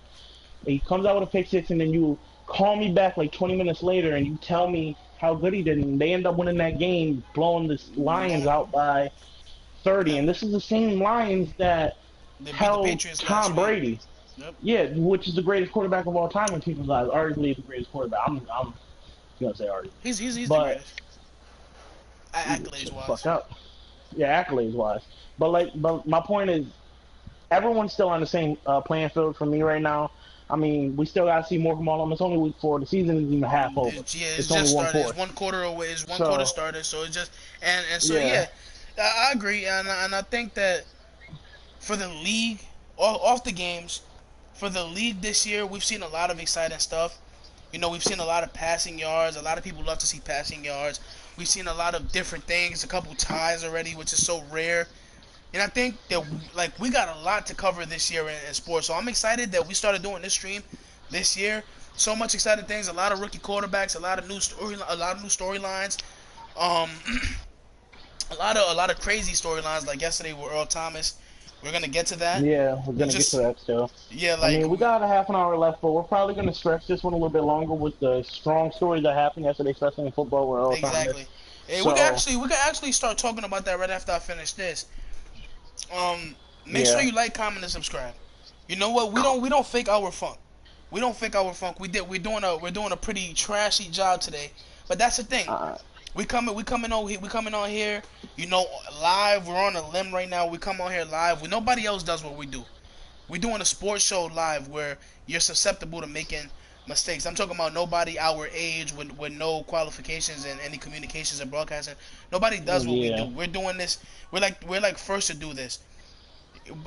But with that being said, it's still a lot to learn about everything. The video making process, how to be calm, just like self personality during the stream. There's just so much stuff we gotta work on. But we hope you guys stick with us because me and Tyler we're gonna get it right. And that's a promise. yeah. That's not just saying it. We're gonna get it right. So I just want to apologize for this because I have been fucking up a lot. I mean, I got a lot of. I'm not gonna get into it, but it's just stuff going on yeah, in so house that I'm trying to take care of too. So right, I exactly. It's apologize. just a lot. It's just a lot of stuff. No, we're like, and we're good. We're gonna be good. And I think me and Ty, we have the confidence on ourselves to make this work this year. So from this point on, it's fresh start. We just got through the NFL review. That was the hardest part for us, simply because it's so many It's just, games, man. It's just so many and we got to games. do it in less than 24 hours to Exactly. cover Just all to of these games. watch every single game, make sure we catch in the repetitiveness of the game, seeing seeing the X factor, seeing who's the hindrances on the team. There's just so much stuff that we go through, like doing this. And this is our first week doing NFL review, so I know next week we got it. We know what we did wrong this week. We know we gotta do better Yeah. next week. Being improved and making improvements for it. So that's that. So fresh start. Welcome to the stream, guys. Now we're getting into the real show. Hot topics all day. So stay tuned to us. And while we finish playing this game of freaking 2K, gosh. So Are you gonna finish this? yeah. I was into the conversation. My fault. Oh, no, you good, you good. So as we talked about, aforementioned Earl Thomas broke his leg yesterday. The controversial part about that is that Earl Thomas has been wanting an extension for about a year now. He's been in trade talks all throughout the offseason to the Cowboys and the Chiefs. And it's unfortunate because he was going to hold out, but he didn't want to be a bad teammate to his teammates. He didn't want to be bad for the city of Seattle, who depends on him and who depends on the Seahawks to be good every year. So he played, and he took a big risk, and it didn't pay off. And that's so messed up to me. Me and Tyler have strong feelings about what happened. I honestly feel like the NFL Players Association doesn't have these players' backs. Like Le'Veon. Le'Veon has been getting hate for days on Weeks, his months. yeah, for months, and he hasn't done anything wrong. He wants his money, and he's played well enough to get big time money from the Pittsburgh Steelers. The fact that they're not paying him, that's the problem. People need to realize that. Look, just as fast as a team will sign you because you're playing well, they'll release you because you're not playing well. So it's just that simple. You're like so disposable to these GMs. And I don't feel like that was fair for Earl Thomas. And I don't blame him for doing that hand gesture yesterday. Putting up the middle finger at these guys, you know, that's warranted. Definitely not saying it was the right call, but like I don't Yeah. blame him either. It's Yeah, not the right thing to do. exactly. But For kids' purposes, like for like you're looked fuck up them to as an kids. item. I'm saying just for just for like a professional look, you know. That's more or less what I'm looking at it as, because like professionally, like you don't want that to be what people remember about you. Like next season, that's what people are going to be thinking about next season when if he wants to go somewhere and do any type of contract negotiation. I mean, it might affect him. I think it will. On Yeah, top of the leg injury, yeah. seeing that he broke the same leg twice now and less than like multiple times in a short Exactly. period is going to hurt him. As you mentioned, like it didn't just affect his contract talks this year, getting the extension this year. For the offseason, it may affect him getting a good contract because at the end of it all, he was gonna get a contract anyway if he just played out the season. But because he broke his leg and teams might be worried about that, as it's been the same leg twice, he may not get that extension. Yeah. He may not even get a good contract. He may get a 1 year deal, where it's a prove it deal, see if you're still the same player. And that's so tragically sad for Earl Thomas, who's been one of the better safeties for the good part of 6-7 years now. And that's so sad to see him go down like that. You know, our prayers out to Earl Thomas. I hope he gets better. I hope he returns and gets that big payday, because, you know, if anybody deserves it, it's him. And just to double down on the situation that he's been through. I fully back Le'Veon Bell, even if you Yeah, and don't I become a like Jet. another thing is I like how Le'Veon Bell came out Yeah, publicly and said what he said and if you guys don't because know what he he has said been the I'm gonna bad be the. guy. He said I'm gonna be the bad guy for everybody who wants to hold out but is not. He's gonna take the brunt of that blame. He's gonna be the bad guy for those guys. A lot of respect to Le'Veon Bell for sticking with his guns. He's missing out on a lot of money. He has a family to feed too. And he's doing it for the principle of the situation. Like so, yeah. Go continue, Tyler. We all Yeah, because applaud Le'Veon Bell. I was about to say, I respect him for that because like you said, he's losing money. I mean, yeah, he probably has a good amount of money. He should budget his money correctly because Yeah, as an everyone, athlete. as a professional athlete, that's what you Yeah, have to do. But at the end of the day, you you want to be able to you want to get paid what you're worth. exactly. And seeing that he isn't, it's crazy that he has to. It's sad that he has to do what he's doing just to make an example. Exactly. Because, like you said, what I forgot what you say. NFL players are like to owners. Oh, they're I disposable. forgot what you said. Yeah, and that's it's ridiculous because, like you said, they got to prove themselves through multiple seasons, and then one bad season, they could be Yeah. out the door. I mean, especially, I mean, look at Des Bryant. He was on a multiple year contract, and now he's at home sitting down with No nothing teams to want do on no teams Sunday. want to offer, and that situation was messed up too by the Cowboys because the Cowboys put out stories about how he's a hindrance in the locker room and all that, and it's not the case with Des Bryant. Des Bryant has a passion for the game that only a few people have, and that's what you see on the field. It's not being a hindrance. It's not wanting to yell at the teammates or wanting the ball more. It's not complaining about touches. It's just about winning. You want to win. You want your quarterback or your team to put you in the best position to win. As a wide receiver, you don't really control aspects of the game. You control what you can do, and that's catching the ball. Yeah, So, then Des Bryant, a lot of that is not his fault. A lot of that was Dak Prescott missing him or the play caller not trying to get him the ball. But as for Earl Thomas and Le'Veon Bell, I just want to say we respect them. The real people who yeah, know what it's definitely. like to work hard in life for something. You work your whole life to get that big contract in the NFL. We respect them. I salute Le'Veon Bell every single day he holds out. It's not easy missing out on money because that's what you've been striving for your whole life. But Especially not for as the much money as you're getting. exactly, but for the betterment, That takes yep, for the that betterment of takes a lot Le'Veon's of. Bell career. Shut up, Tyler. Goddamn, let me finish what I gotta say. Damn, you keep. All right, my bad. You know you For right. My fault, for folks. for the betterment of Le'Veon Bell's career and the principle of the matter, and for future players who feel the need to hold out, Le'Veon Bell is setting the right precedent for them guys.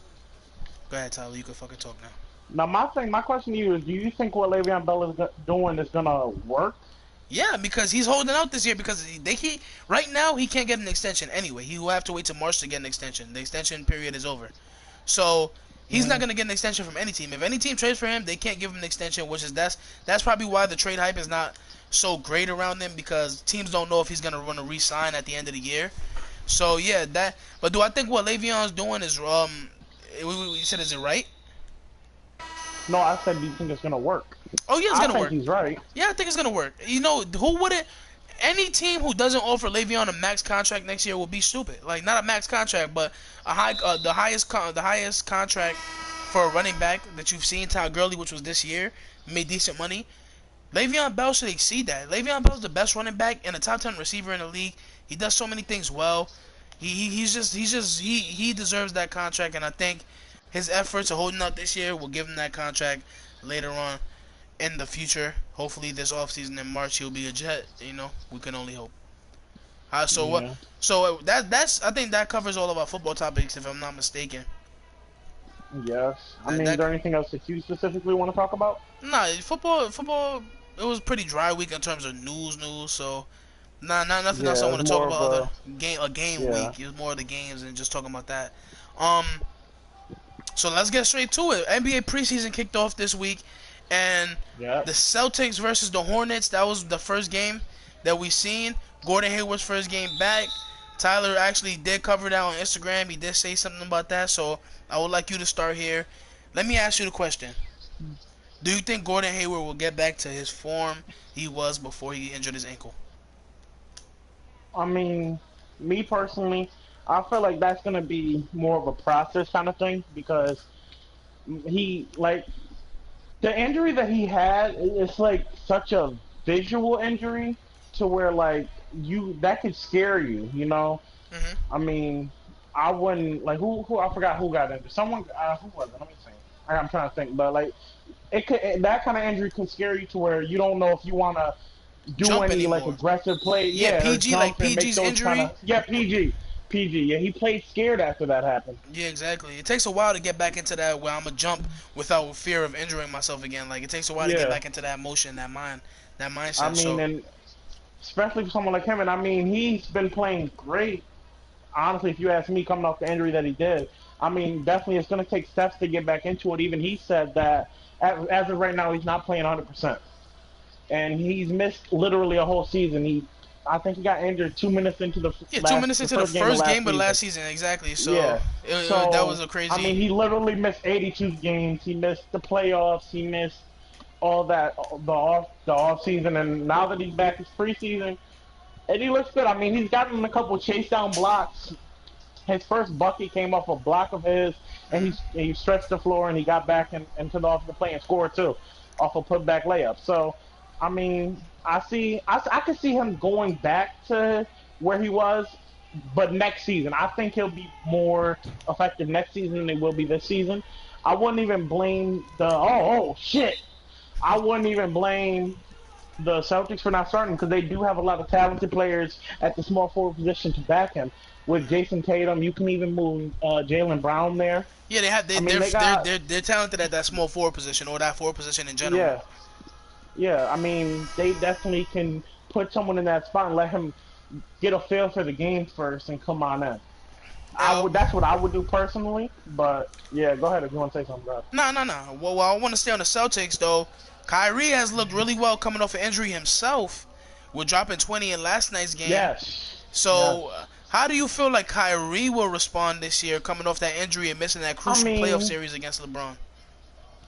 Kyrie's been injured multiple times. Like you've even said, the Celtics could do good if Kyrie stays healthy.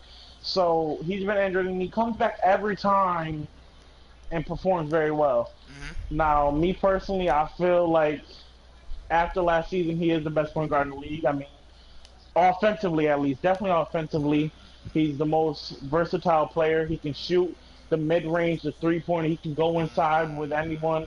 He's if not the best finisher in the league right now, he's top three. So, I mean, to me, he's the best point guard in the league, and if he can come back and here we go with the fucking Steph Curry shit. Fuck this. I don't want to do this shit no more. Say nah, but I mean,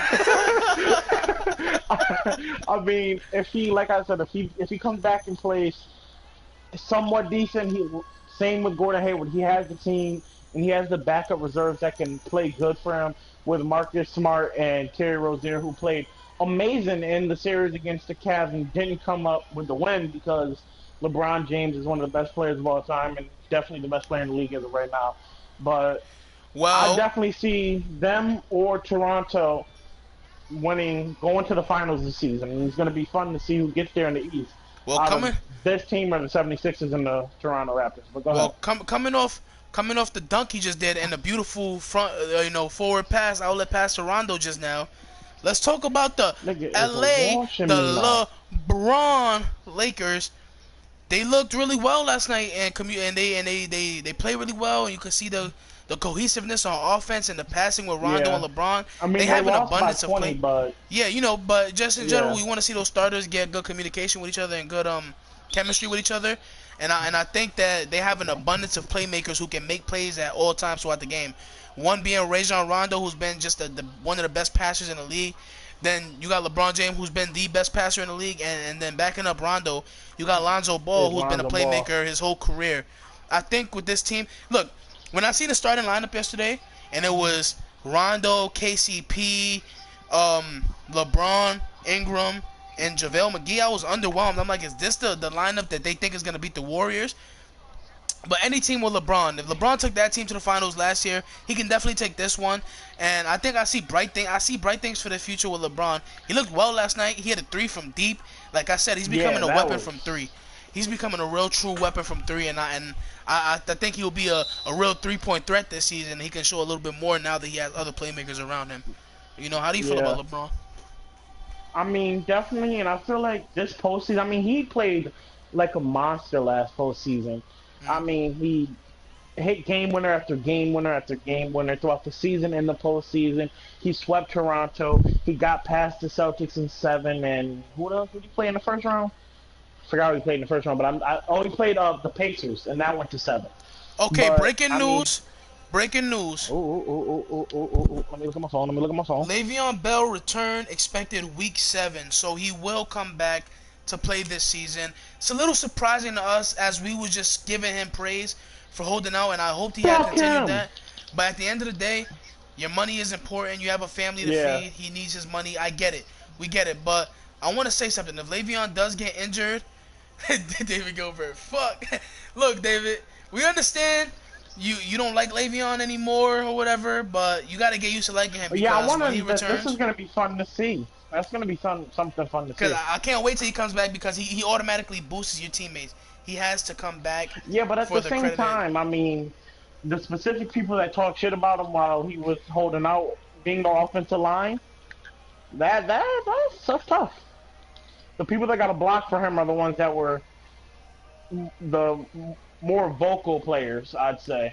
Exactly, and But Le'Veon Bell could easily just come back, fake an injury. This is what James Harrison was proposing to him. You fake an injury, you still get your money. yeah, that's right. Yeah, I seen that. You fake an injury, you still get your money. So Le'Veon might just do that. But if Le'Veon comes and he does play, that's a huge win for the Steelers franchise today. Hearing that news, hopefully he does come back. And if he's gonna come back week 7, he should just come back now, because you're gonna come back week 7 to play for a losing team. It's not fun at all. You have a bad time. You come back now, they still have a chance to win that division. It's still open. I don't believe in Baltimore enough, and I just hope that when he comes back, he doesn't get injured, because if anybody deserves a big contract, it's Le'Veon Bell. Everything will handle Yeah. itself after that. He'll play well this year. So that was breaking news. We have 10 minutes left. We're gonna stay a little longer, maybe like another 10 minutes. 20, So 30, or so 10, Traffic 20, and 20. All David, right, if you cool. have questions, feel free to ask. I'll be happy to answer. Me and Tyler both. So shoot away. But yeah. Whatever y'all gotta say. Is there anything else? Let me see. Hold on. Before we get to that part, I want to see if there's anything else. Traffic said, "Fuck winning, give me my bread." Bro, hey, I hear what you saying, son. Shit. My Cause fault, otherwise but ain't nothing to let's put see. cold cuts on, you Ain't feel nothing me? else. Oh no! Last thing I want to talk about is J.R. Smith being forced to cover up his Supreme tattoo. How do you feel about that, Who, bruh? me? I don't care. Yeah. I don't care. J.R. Smith need to be out the league already. So, like, that nigga fails a drug test every week. I'm surprised he's not out the league yet already. So, nah, I in all agree, seriousness, but like, in all seriousness, this is a league now that has logos on its jerseys. You know, like, so you shouldn't be, if anybody's taking the brunt of the blame for this, it'll be JR from Supreme. Supreme will probably sue him their goddamn self. I don't know. But if anything, Supreme is winning. They're getting a shameless plug by JR's leg. That's really good. JR doesn't care. He wants to be fresh. That nigga even tattooed a brand logo on his leg. So, it's not that big of a deal, though. I think the league picks on JR because he gives the reason to pick on him. Nigga has tattoos all over his face. That's his preference. But he has to stop acting the way he does. The nigga comes on the court high every day, drunk, the Henny flowing, still winning. They don't make niggas cover up their Jordan tattoos because Jordan is the greatest, alright? Supreme ain't the greatest. Heard me? Oh no, he's not. LeBron is the greatest. LeBron is the greatest. Alright, y'all. Well, it's We'll see now. Yeah. our Everyone Q&A can. time. So, shut the fuck up, Tyler. Goddamn, bro. You don't shut up. You don't speak. I was just agreeing with y'all. Like, yeah, Shut up. that's all Shut I was up. saying. It's our Q&A time. So you guys ask questions. I know Traffic want to hear. And he said, "Who the Knicks play tonight?" I forgot. The Knicks play. Damn, I just seen this too. The Knicks. Who are the Knicks? Who are the Knicks? That one team that's better than the Heat.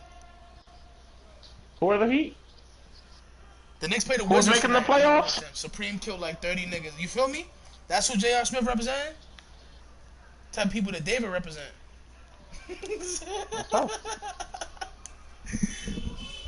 What else you guys got to say? Yeah, we here for like 20 more minutes, so say what you got to say. It wasn't the best show today. Like I said, we promise to get better. That's for sure. Me and Tyler, we work hard every day. We're going to work hard tomorrow to bring you guys a better stream. Every day, Uncensored Sports YouTube, from 5 to 7, we stream live. Tomorrow's Tuesday. We'll just be doing a quick run around. Where do you want show. to do? Yeah. Do you want to fucking review or go over the matchup tonight first? We went over that already. I don't think it's necessary to go over that Chiefs Broncos matchup.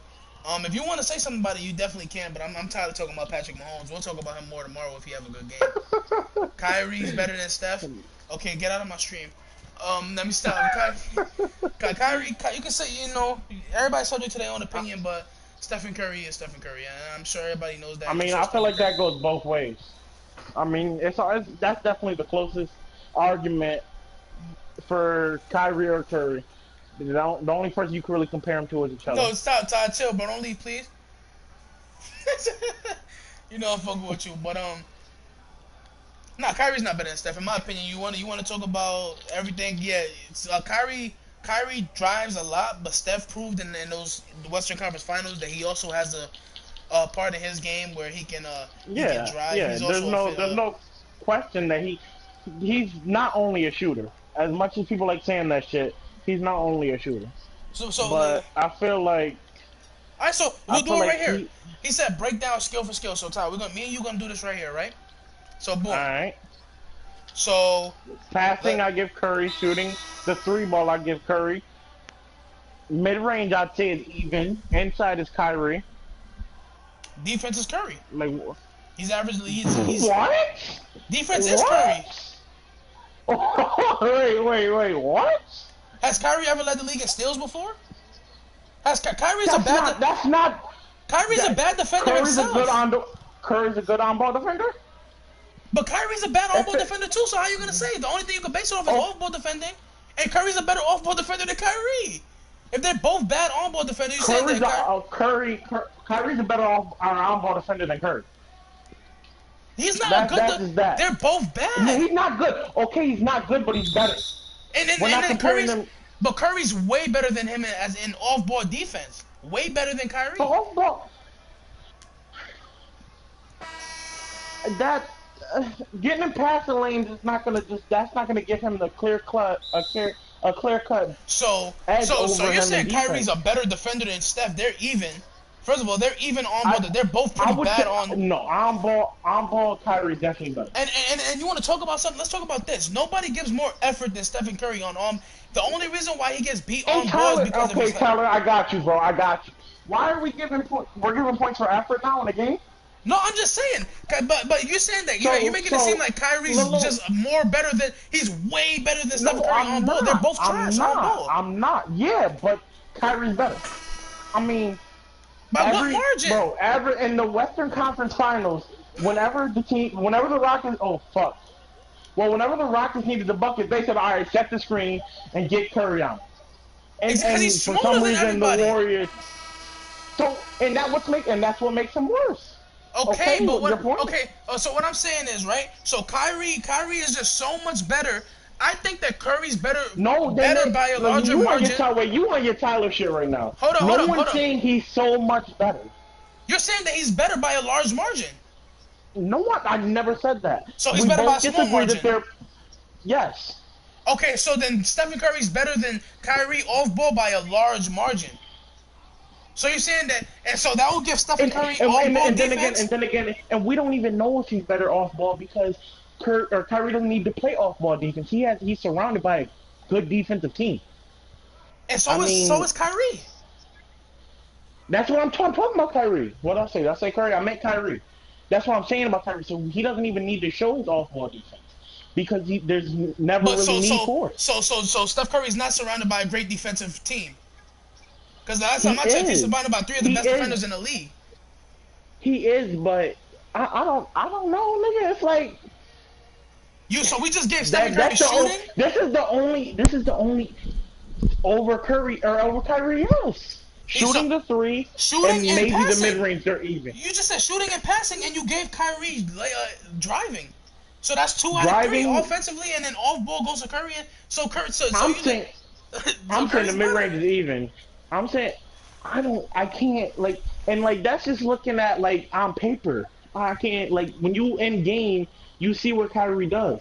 And Kyrie on top of that, killed Curry every time they play. And on top of that, we haven't seen in this era of the Golden State with KD there, we haven't seen a lot of doubles. and Curry, without taking as many shots, still averages the same amount of points. So that's impressive too. Steph knows when to take his shot. He's efficient when he but they shoots. got plays for him. They got strict plays for him. Kyrie's not a way better mid-range shooter. He's not a way better mid-range shooter than Steph. He's a better mid-range shooter. He's not way better. Like, yeah, not way better. Closer to even, if anything. Yeah, and Steph Curry's a better shooter because he can shoot it from deep, or he can shoot it more efficiently. And I think he's a better shooter. That's no question. But at the same time, my thing is, right, everything Curry does great, Kyrie does good. And it's the same thing the other way around. Everything that Kyrie does great, Curry does good. So like I was saying, who impacts the game more? Like, that's what it comes down to. Who impacts the game more? Stephen Curry showed in the Western Conference Final. I don't care what you say right now, because right here, I'm about to prove it right here. Stephen Curry showed in the Western Conference Finals. He was the one that gave him the spark after every single halftime. Stephen Curry showed in the Western Conference Final that he's more important to the Warriors right now, because that's more or less because of today's era and the 3-point shot, which yes, he made that the way it is. So okay, I'm not taking anything away from Curry. No. Like, I feel like you're thinking we're taking away shit from Curry, and we're not. No, but what I'm saying is that Curry is either the first or the second best point guard in the league. It's arguably one of them two. Look, Golden State would have lost. Golden State would have lost to Houston, right? If it wasn't for Curry scoring outbursts. Curry just coming off an injury when the playoffs started. Yeah, agreed. He didn't really have a lot of time. He played the first game in the second round. The Houston agreed, but when you got plays set around you and these off-ball screens, that helps.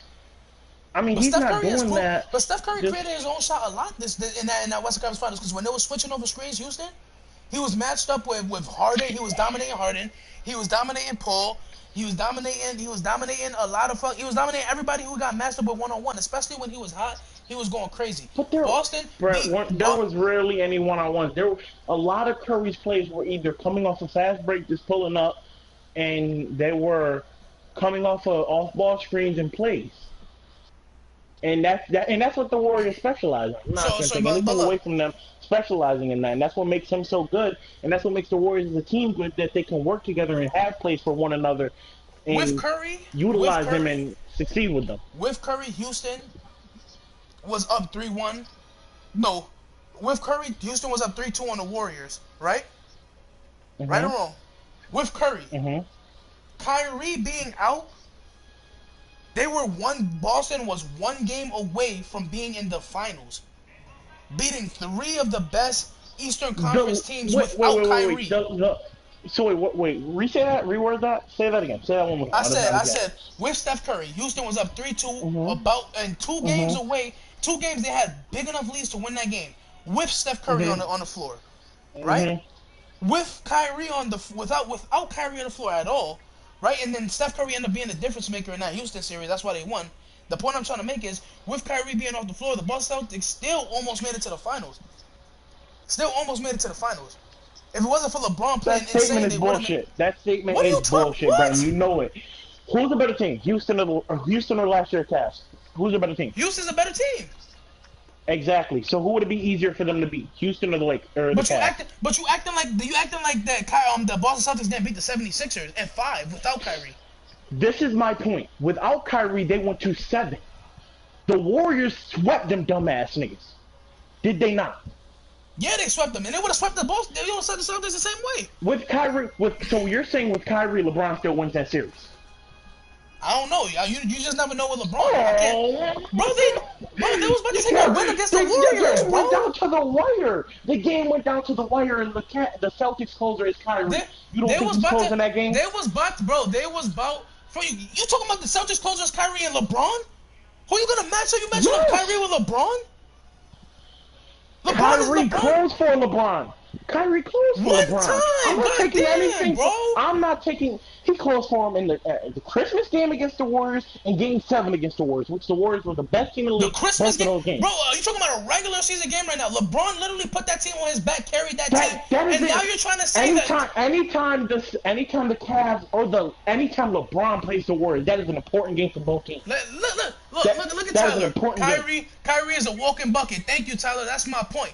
You just look. Tyler was the one that said go skill for skill with Kyrie and Steph, right? You said Steph is a better shooter and a better passer. Two things you need to be an effective point guard in the league. He's better at the two main things you need to be an effective point guard in the league. He's a better off-ball defender. Kyrie has never led the league in any statistics, defensive statistics at all. And Steph Curry was once on the team without Kevin Durant, so I don't want to hear nothing about Steph getting the off-ball screens. I'm not. So we're happy that Curry can tip a pass. That's what you're saying right now. Bro, getting a steal is a steal, bro. You acting like now you're degrading what a steal is. I understand that. Now you're degrading what a steal is. But you're taking it way past what a steal is. A steal is a steal. That helps your team get extra possessions, extra possessions, help your team win the game. Agreed, but the defense around him helps that too. Okay, exactly. The defense helps him too, but that same thing applies with Kyrie in Cleveland and Boston. But back to the point. Kyrie, I really want you to like break down what you think would happen if the Cavs played the Celtics last year with a healthy Kyrie in a game of 7 series. What? LeBron beat the Raptors. Okay. So matter of fact, let me reword that. Let me start that statement with this. Is Kyrie a top 5 point guard in the league? Yeah, that's not a question. I'm saying Steph is better. Is Kyrie a top 10 player in the league? No. Okay. No. Is he a top 15? Yes. Okay, so you putting a top 15 player into the second best team in the East. You don't think that they could beat the Cavs where they went to Game 7 and down to the wire in Game 7? It's not my point about who's better. It's that LeBron goes into a different gear in the playoffs, bro. They beat the Raptors. But this is my thing. I'm taking it back because you said that the Celtics don't really need you. What you were implying that the Celtics don't really need Kyrie to win, and the Warriors need Curry to win. Which I agree because the Curry. Wait. Let me finish. I agree because Curry does make the team better at different aspects of the game. He runs the team, he makes them faster, they're more efficient, they score better, everything's more fluent. But my point is that the Cavs are a way easier team to beat than the Houston Rockets. The Houston Rockets have two of the best guards in the league as of right now, being Chris Paul and James Harden, and they have Trevor Ariza, and PJ Tucker all playing amazing defense on Kevin Durant. Okay, so this is a team that they probably would have beat the Celtics. Let me bring this without up, right? Kyrie. Let me bring this up, right? Mm-hmm. The 76ers, in my opinion, right, are one of the up-and-coming teams, right? And I think they had the team to make it to the finals last year, right? The Celtics, I don't agree with that, but continue. I do. The Celtics made a joke out of that team.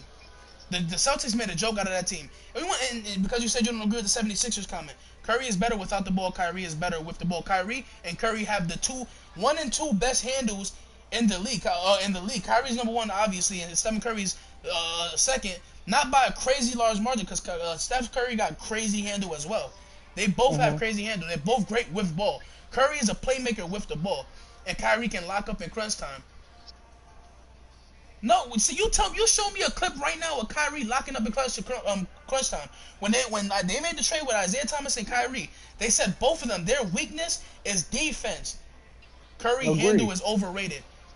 This is what Tyler's saying. Curry's handle is overrated. I'm not sucking Curry. No. Look, I'd say it was overrated about 3-4 years ago. He's gotten so much better as a ball handler. Yeah, exactly. He's gotten so much better as a ball handler. To the point where you put obviously there's one person in the league of ball handling. Kyrie's the number 1 guy. Like nobody can stop. And Tyler, I'm defending you right now. Because I know how you feel about the same conversation. Kyrie, Crawford, CP3 doesn't have better handle than Steph Curry. And Jamal Crawford has specialized moves. CP3 is definitely top 3 in the league. CP3 is definitely top 5 in the league. He said Jamal Crawford is number 2. So that means y'all leaving out Steph with handle, and Steph clearly has at least top 3 handle in the league. I'd say Curry's second. I'm not debating that. That's Tyler on his own. So that doesn't even matter. I was gonna get to my point. Look, so the Boston Celtics ran through the Philadelphia 76ers, right? They ran through them like it was nothing without Kyrie. That was a 5-game series without Kyrie. And the 76ers was playing great ball that season, regular season, and in the playoffs they beat the Heat pretty handily. And then they played the 76ers Celtics, beat them easy. And they won every single game at home against LeBron by a large margin. Right? They won every single game at home by a large margin. right? They beat Agreed. that team. Mhm. So you're saying the Rockets was a hard team, right? And you're saying it would Mhm. have been easier for with Kyrie and the Celtics to beat LeBron. But Yes. with Kyrie healthy, LeBron won every single game last in the regular season against Kyrie. But then you just get mad at me for bringing up a regular season game, which was way No, more no, important. but I'm talking about this year when you see Kyrie on the Celtics and you see LeBron on the Cavs, right? Comparing the two, Mhm. LeBron won those games, both of them by a large margin. And I'm not saying And that those games matter. I'm and not saying, I huh? know, but my thing is that that's not like the difference is right. Is that the Cavs, LeBron? It's not even Cavs and Warriors. LeBron and the Warriors are a rivalry as of right now. The last 3, 4 seasons, however many seasons they went to the finals straight against each other. That is a rivalry right now. Whenever LeBron plays that team, that game matters. That is why it was a Christmas game.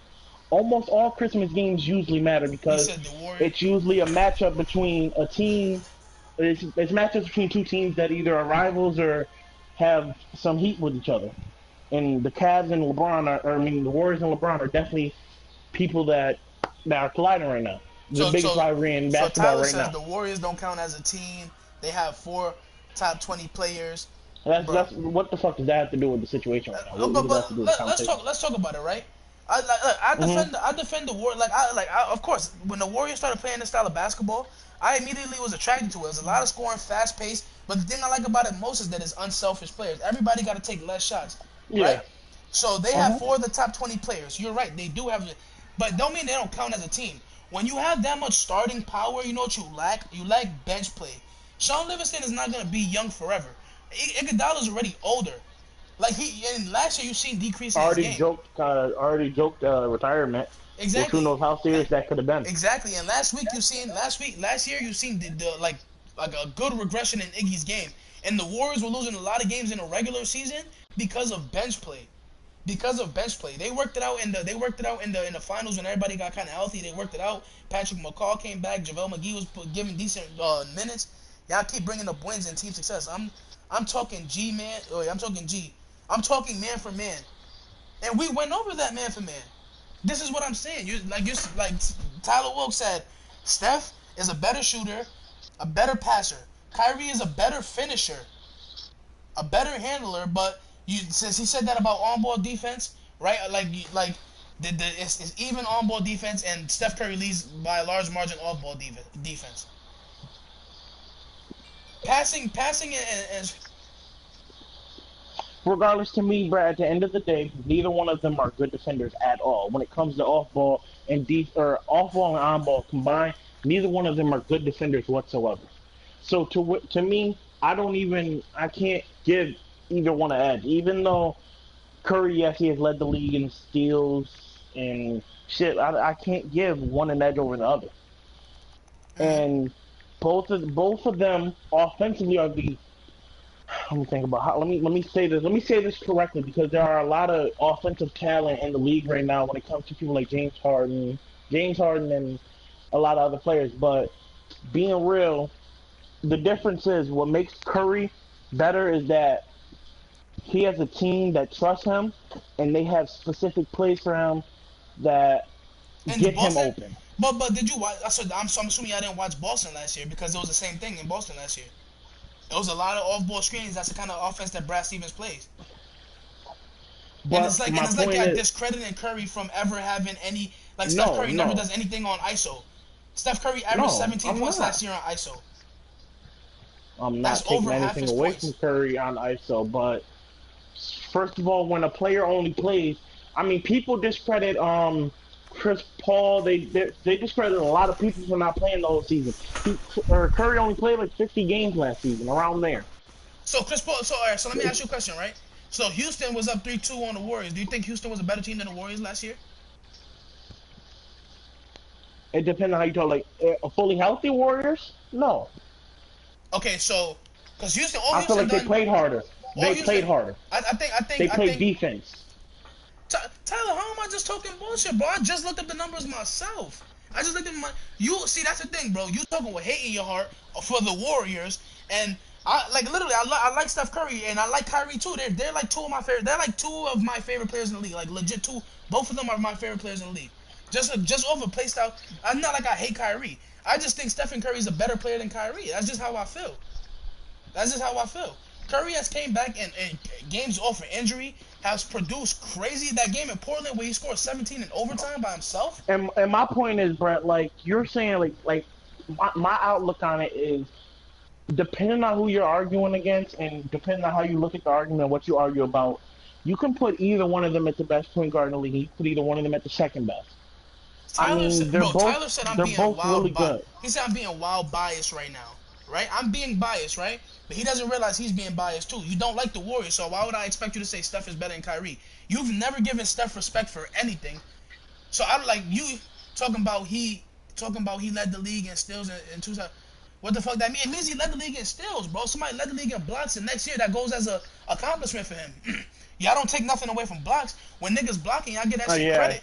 I mean that's like taking away all Dwayne Wade's defense when exactly. He has the most D Wade was a fucking great off-ball defender. But my point is, like I think blocks are more effective. Like blocks to get blocks. It takes more skill and talent to do that than but it doesn't affect tipping a pass. That's my point.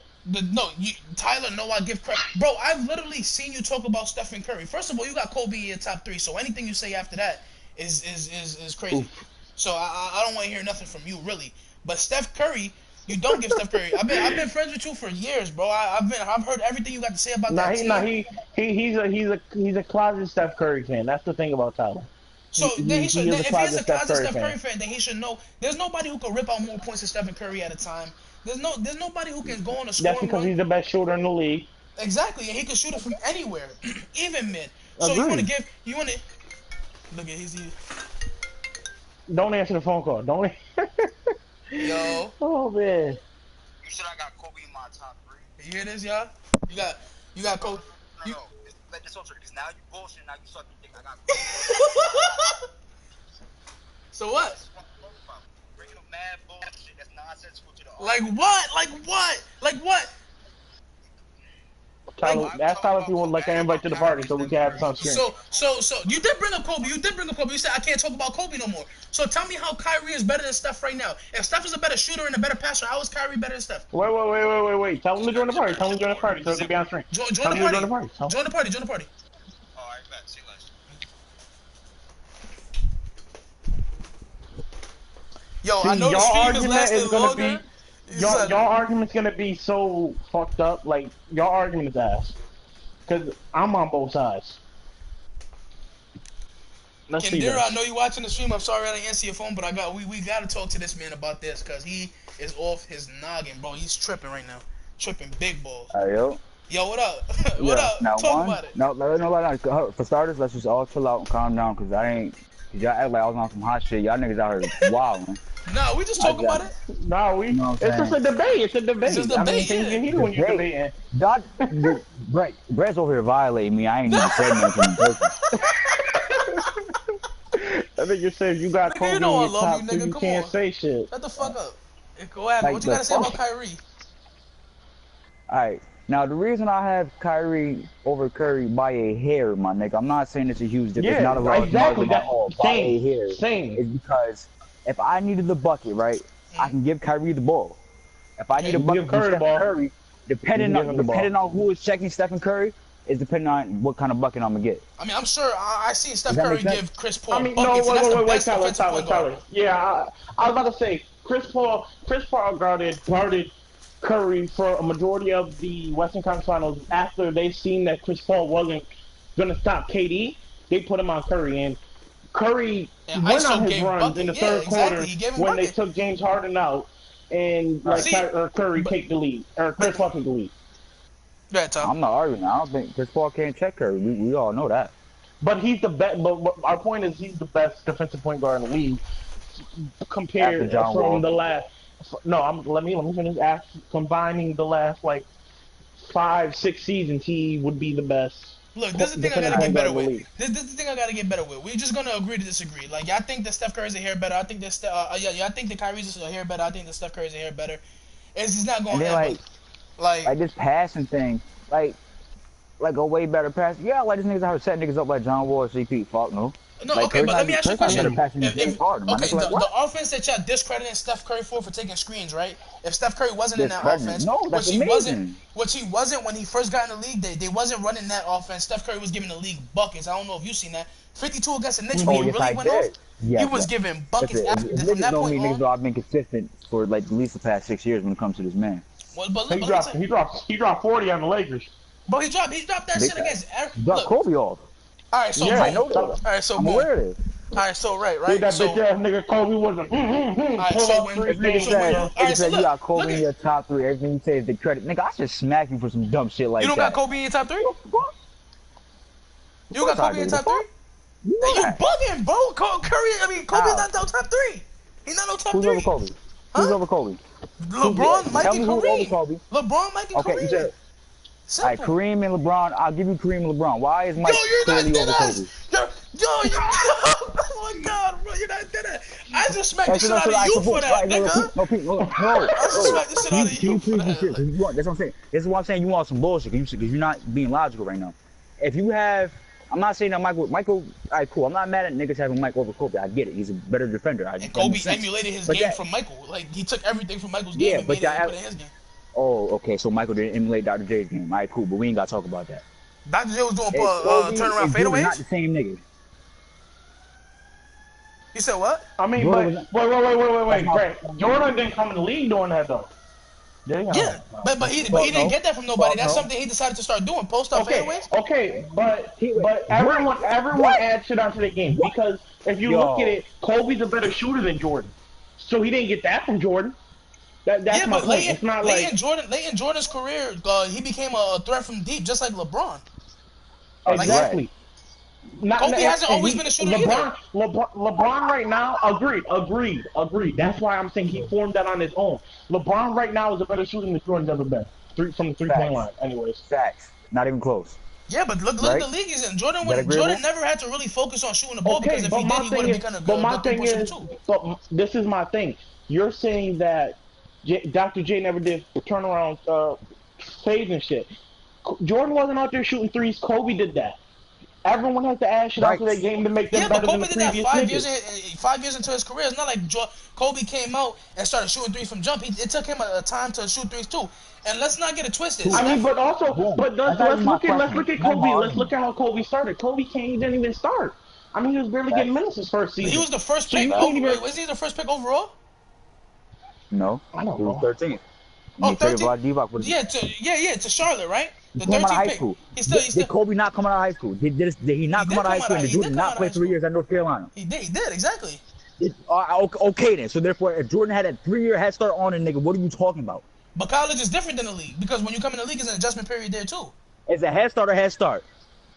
What you mean? They've been playing basketball like the part of Brett, you came out of high school into the world. If you went to college, you would have had more of a head start than where you is at now. Does that make any type of sense? He had more of a I don't give a fuck about that. Head start. But if you're a baller, so you're telling me right now, right? That somebody who just comes in the league, right, and somebody who got 3 more years of experience. I can name an example right now. Ben Simmons is better than people who's 4 years in the league right now. Right? You talking about experience, right? I'm not rolling. He had a year in the NBA. I'm not rolling. This nigga's crazy, bro. So Donovan Mitchell was a rookie last year. Donovan Mitchell was a rookie last year, right? Donovan Mitchell played 3 years in college.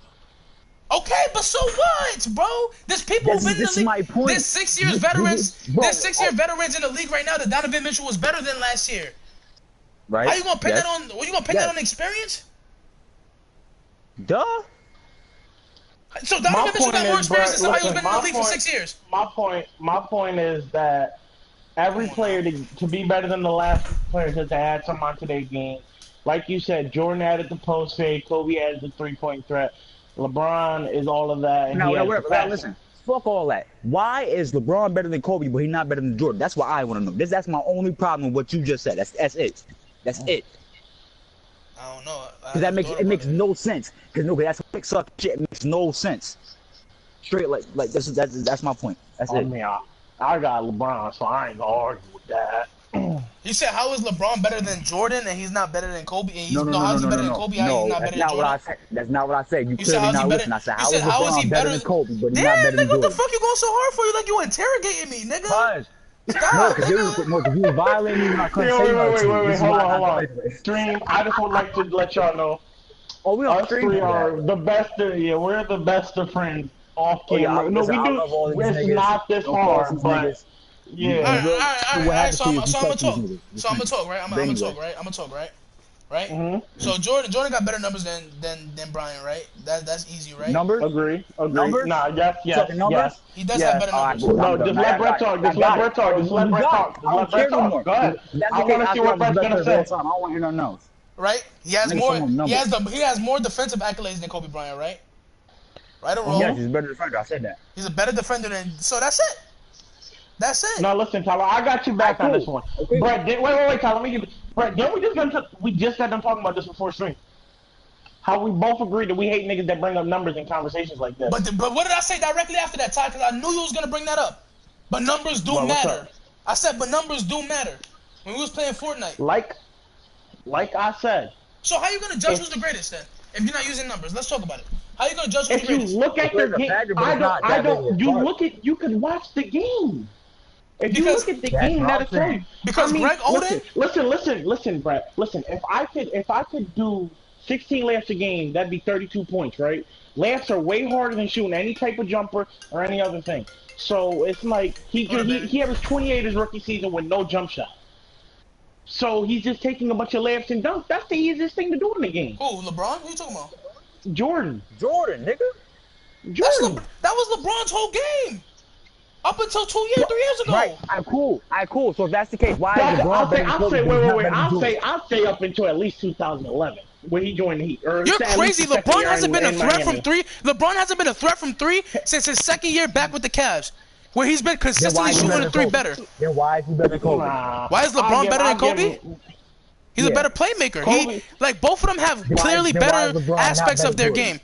Huh? Because because Jordan was often the best defender. He was often guarding the best player on the other team, right? That's Jordan. Jordan was always had that responsibility. Can you say LeBron does that right now? In his 16th season, no. But we're gonna talk about 4 years ago. Hell yeah! I don't know what the fuck you was watching. All right, so what you mean? Jordan has done that. Jordan did that from year one to his last year in the league. Jordan has always been a great defender coming out of North Carolina. To what? To his last year in the league? You talking about Washington? But now, we don't talk about that. Even that nigga was putting up numbers then. He scored 40 in the game in Washington. Am I correct or not? You said a game? You said a game in one game? I'm sorry. Somebody who scored 40 got some kind of talent. Kobe scored 60 in his last game. And his teammates was literally clearing the way, letting him score. That was Kobe's last game ever. Jordan scored 40 in a random game in the season. I'm gonna chill out because I am coming at you type crazy. This is why I say you was bullshit and you being type biased. You know what I'm saying? That's all. Cause you wilding. You're not really making too much sense from a logical standpoint on mine. But what do you mean? Though? What do you mean? I'm not understanding how LeBron is better than Kobe, but he's not better than Jordan when Kobe and Jordan are basically the same player. All right, so boom. So now here's where we bring up chips, right? I feel like the thing that really affects Kobe is that he's noted he's glorified as the best bad shot maker, right? But he also misses a lot of those bad shots. He wasn't efficient. That's one. Right. And then number two, right? Scott, we all love Scotty. Scotty's a Hall of Famer, right? Scotty's a Hall of Famer. Mm-hmm. Are you gonna argue with me that Scotty was more dominant than Shaq? No, I'm not gonna argue that. Are you gonna argue with me that Scotty was a better rim protector than Shaq? Question. Just one little question. Did Michael Jordan play more years with Scottie Pippen than Kobe played with Shaq? Yeah. Agreed, yeah. Okay, yeah, so that's irrelevant. But how many chips did Kobe have after Shaq? How many chips did Kobe have after Shaq? Two. How many chips Jordan got without Pippen? 0. What are you talking about? How many chips Pippen got without Jordan? 0. Wait. Exactly. Now y'all discrediting Scotty because Scotty was a great player with or without Jordan at the end of the day. But how many chips he got? So was Shaq. Shaq was a great player without Kobe. Listen. He had 1 year without him. Besides the fucking Trailblazers shit, that don't count for Scotty. It counts, but it don't count. We're not talking about that. We're talking about when he was in his prime, he got to the Eastern Conference Finals and was one game away from getting to the finals and lost to some bullshit. Okay, but did he win the finals? That's what I'm saying. If you're gonna look at the numbers, right? Jordan has always won the finals. He won. He three-peated twice. He always won the finals. The nigga played 17 years, got 6 rings, and he always won the finals. He three-peated twice, right? He three-peated twice, right? Right? It was always with Scotty, right? The 1 year that Jordan takes off, right? They don't win a chip. So you're gonna tell me Jordan wasn't the reason why they won? The 1 year. What about the year Jordan came back halfway through the season? We don't talk about that. Why? Why is that? Why we don't talk about nothing this nigga did wrong? Like this is my problem. That's to help the book. No, Jordan has a whole lot of wrong in his career, especially personal. Jordan has a whole lot of wrong in his career. Point. Niggas act like he was in the league 9 years before he got a ring. Yeah, but when he got a ring, he kept getting rings. Unlike LeBron, LeBron keeps going to finals. He don't keep getting rings. I'm talking about Kobe. See, and this is where we go from the conversation I was talking about earlier with the whole numbers thing. Yeah, he doesn't get rings, but it's everything that ever like the comparison everyone wants to make is LeBron and Jordan. So like everyone else says, I'm gonna be a general fan. If you put Jordan in LeBron's place in every single one of those finals, does Jordan win? Does he go 9 for 9? No, he don't go for 9 for 9, but he does. He would at the very least. He would at the very least. I think he goes 4 for 5.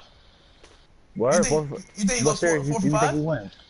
He wins the Dallas series. I'll give him that. He wins series? the Dallas. He wins that. And Jordan would have won the first Golden State Warriors series. Facts. Oh shit. Without Kyrie and Kevin Love. So after Scottie Pippen, right? Because Dennis Rodman only played for them for a few years, not like he played his whole career there. Who was their next best player? Yeah, last 2 trips. After Tolos. I can say the same thing for Kobe. That makes no. I can say the same thing for Kobe. I don't want to hear that shit. Well, but no, we talking about LeBron versus Mike right here, right?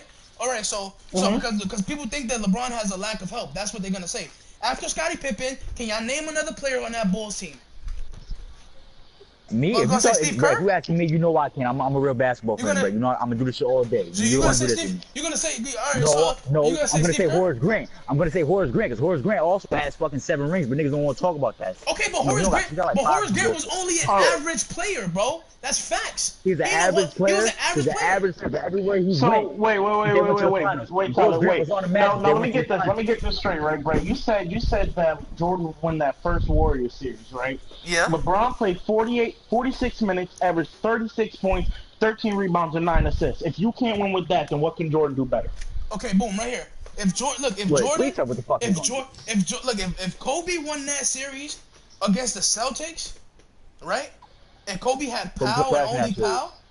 And Powell and only Powell. Was trash in that series. But they won that series though. Right? Yep, and Kobe played like dog shit. They won that series though, right? And that would be the same kind of shit as Jordan on the same team that LeBron was on, right? On the same team that LeBron was on against that Warriors team.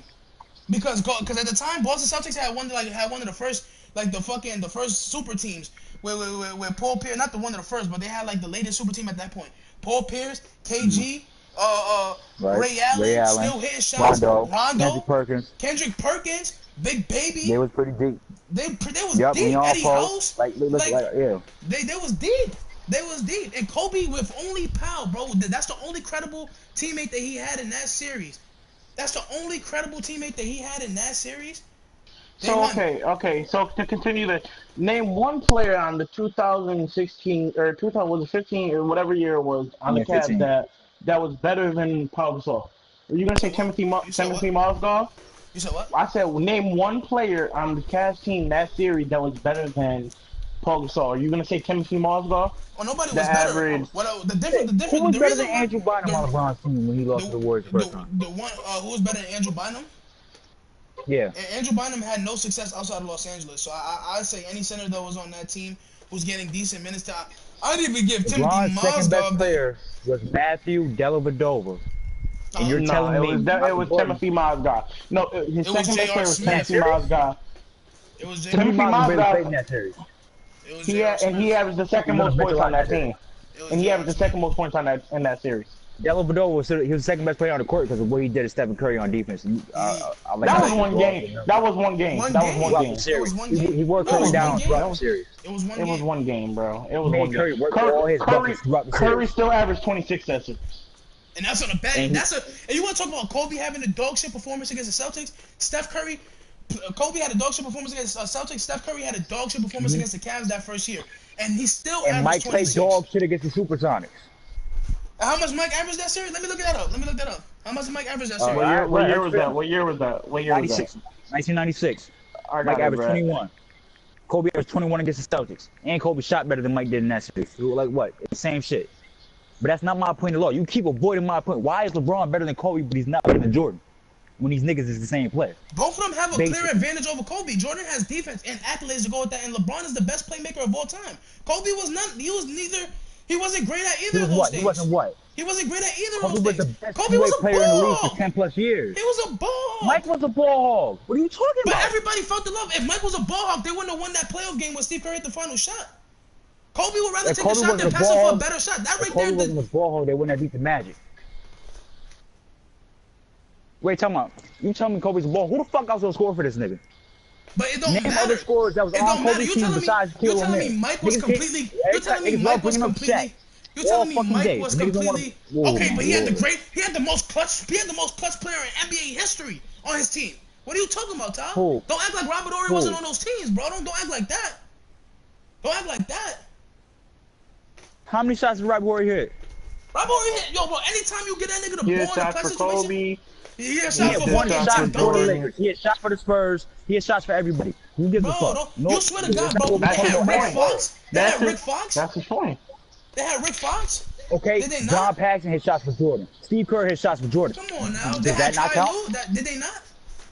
Like, come on, bro. Like, come on, bro. Really talking about Tyronn Lue. B.J. Armstrong is better. B.J. Armstrong, right? A Jordan teammate, right? From that year, right? Tony Kukoc is better than any third best player Kobe ever had. That's a fact. But Tony Kukoc was a big man. And Kobe Bryant had the big man. And Kobe Bryant had the big man in the league. He had the big man, not just one big man. He had the big man. Shaq. Oh, so with Shaq? Yeah. And they won 3 trips. They won 3 straight trips, and they was sweeping everybody. I understand. That's not what I'm. Bro. Kobe is Kobe winning any of them chips? Is Kobe winning any of them chips without Shaq? Does Jordan win any chips without Pippen? That's the same thing. Like I'm not. There was never anything to prove that comment right there. There was never anything to prove that comment right there. Can Jordan win? But we know Pippen can't win without Jordan. We've seen that. We've seen that. How many rings Shaq got? How many rings Shaq got without a top 3 shooting guard of all time? So you're just gonna bring up D Wade? So you're blocking off me saying no. You're blocking off me saying why didn't Shaq win in Orlando? Because why didn't Shaq win in Orlando? After the Heat, you know where why did Shaq want to get traded from Orlando? You said why did Shaq want to get traded from Orlando? I like how niggas like to over all the fucking stats because they like to suck it. Why did Shaq was on a great team in Orlando with Penny Hardaway and all them niggas, and they went to the finals, and that was right there in the conference finals year after year. So why he has to get traded? So why did he get traded? Or why did he have to get traded? I'm asking you. You tell me. You tell me. Why did he have to get traded? Because they was not winning. He wanted a different situation. He wanted to come to LA. Came to LA. Oh, look what happened. But Kobe at that point, what year was that? 97. This is Kobe's rookie year. Kobe wasn't established. So you're saying that he'd rather go play with rookie Kobe Bryant, somebody who he barely even knows how he can play? No, not at all. Far from my points. Now this is what I'm talking about. You just said that he was tired of losing. He was tired of losing in Orlando, so he went to a team with a rookie supposed to be their star. Who was in LA at the time? Phil Jackson. Niggas don't know shit about basketball clearly. So Shaq wanted to go play with Phil Jackson because Phil Jackson just did what? He just went 6 for 6 with Mike, right? Exactly, with Mike, bro. He went 6 for 6 with Mike. Mike is a shooting guard who's ball dominant. Not Shaq. Shaq can't be. No. So you gonna call so Michael Jordan's a ball dominant shooting guard, but Kobe's a ball hog. Nah, I'm not rolling, bro. I'm not rolling. But tell me any. It's a difference, Tyler. When it comes to efficiency, I mean, Kobe leads the NBA in the most missed shots. And not only I understand that, but you know my point on when it comes to the missed shot shit. Yeah, I know Kobe took bad shots, but Jordan took bad shots too, and they played in a different era. But Jordan was more efficient. That's what the numbers saying, bro. No. Kobe played against way tougher defenses than Michael Jordan ever played. Bro, you just said that. Jordan got shut down in that series against Seattle, bro. They had 2 top defenders in that. It was tougher defense. Joe, you saying Kobe played against tougher defense than LeBron? I mean, than Jordan? Yes. Kobe came in at 97. So let's look at 97, right? 97. Patrick Ewing is on the decline. Scottie Pippen is on the decline. So all the great defenders in the league is already getting out of the league, right? Was Scottie Pippen checking Michael Jordan? Huh? Was Scottie Pippen checking Michael Jordan? You would never. No, not at all. No. Not at all. They was on the same team. All right, then. That's not my. Okay, but he still had to go. This is what I'm talking about when I say you bullshit, because you know this. I don't understand why you act like you don't know this. But Kobe wasn't going up against the niggas who put him on his neck. He didn't go up against no Lambeer. Kobe going to be, and that's the same thing. What's going on now? That's the same thing. That's the same thing I talk about. I understand that. No, you're right about that. Jordan ruled the paint in the hardest era to rule the paint. I'm giving him all props for that. Kobe is the most doubled and triple team player of all time. Y'all niggas acting like, oh, all he does is First take of all, bad now shots. I'm about to call you on your real bullshit. Now I'm about to call you on your real bullshit, because Tyler brought this up earlier. You said double teaming was illegal back in the day? Was it not? It was not illegal. I just looked it up today. Ask Ty. It was not illegal. 3 seconds. Defensive. He's bugging. I don't know who your man is. He nigga's bugging. That nigga's bugging. Well, that was a good stream. I'm gonna talk to y'all. Hey, look. Yeah, I would just like to apologize for my horrible defensive, or I'm not defensive, NFL talk, but that weird today. No, that was fun. I mean, I had a good debate with you, Brett, and you, yeah. We're gonna continue that though, because the season's starting, the NBA season's starting. We're gonna see who the better point guard. Let Kobe and his Achilles stand the trash. Fuck out of here, that pussy ass nigga Kobe, nigga. Fuck out of here. We out of here. Like, comment, subscribe to Uncensored Sports. You already know. You already know. Look, tomorrow. Look, just cause we my bad. Just cause we debated this last couple minutes, don't mean we haven't realized that we did a bad job for the NFL review session. We realized that we're gonna do a better job next time. We promise you guys, and that's a promise.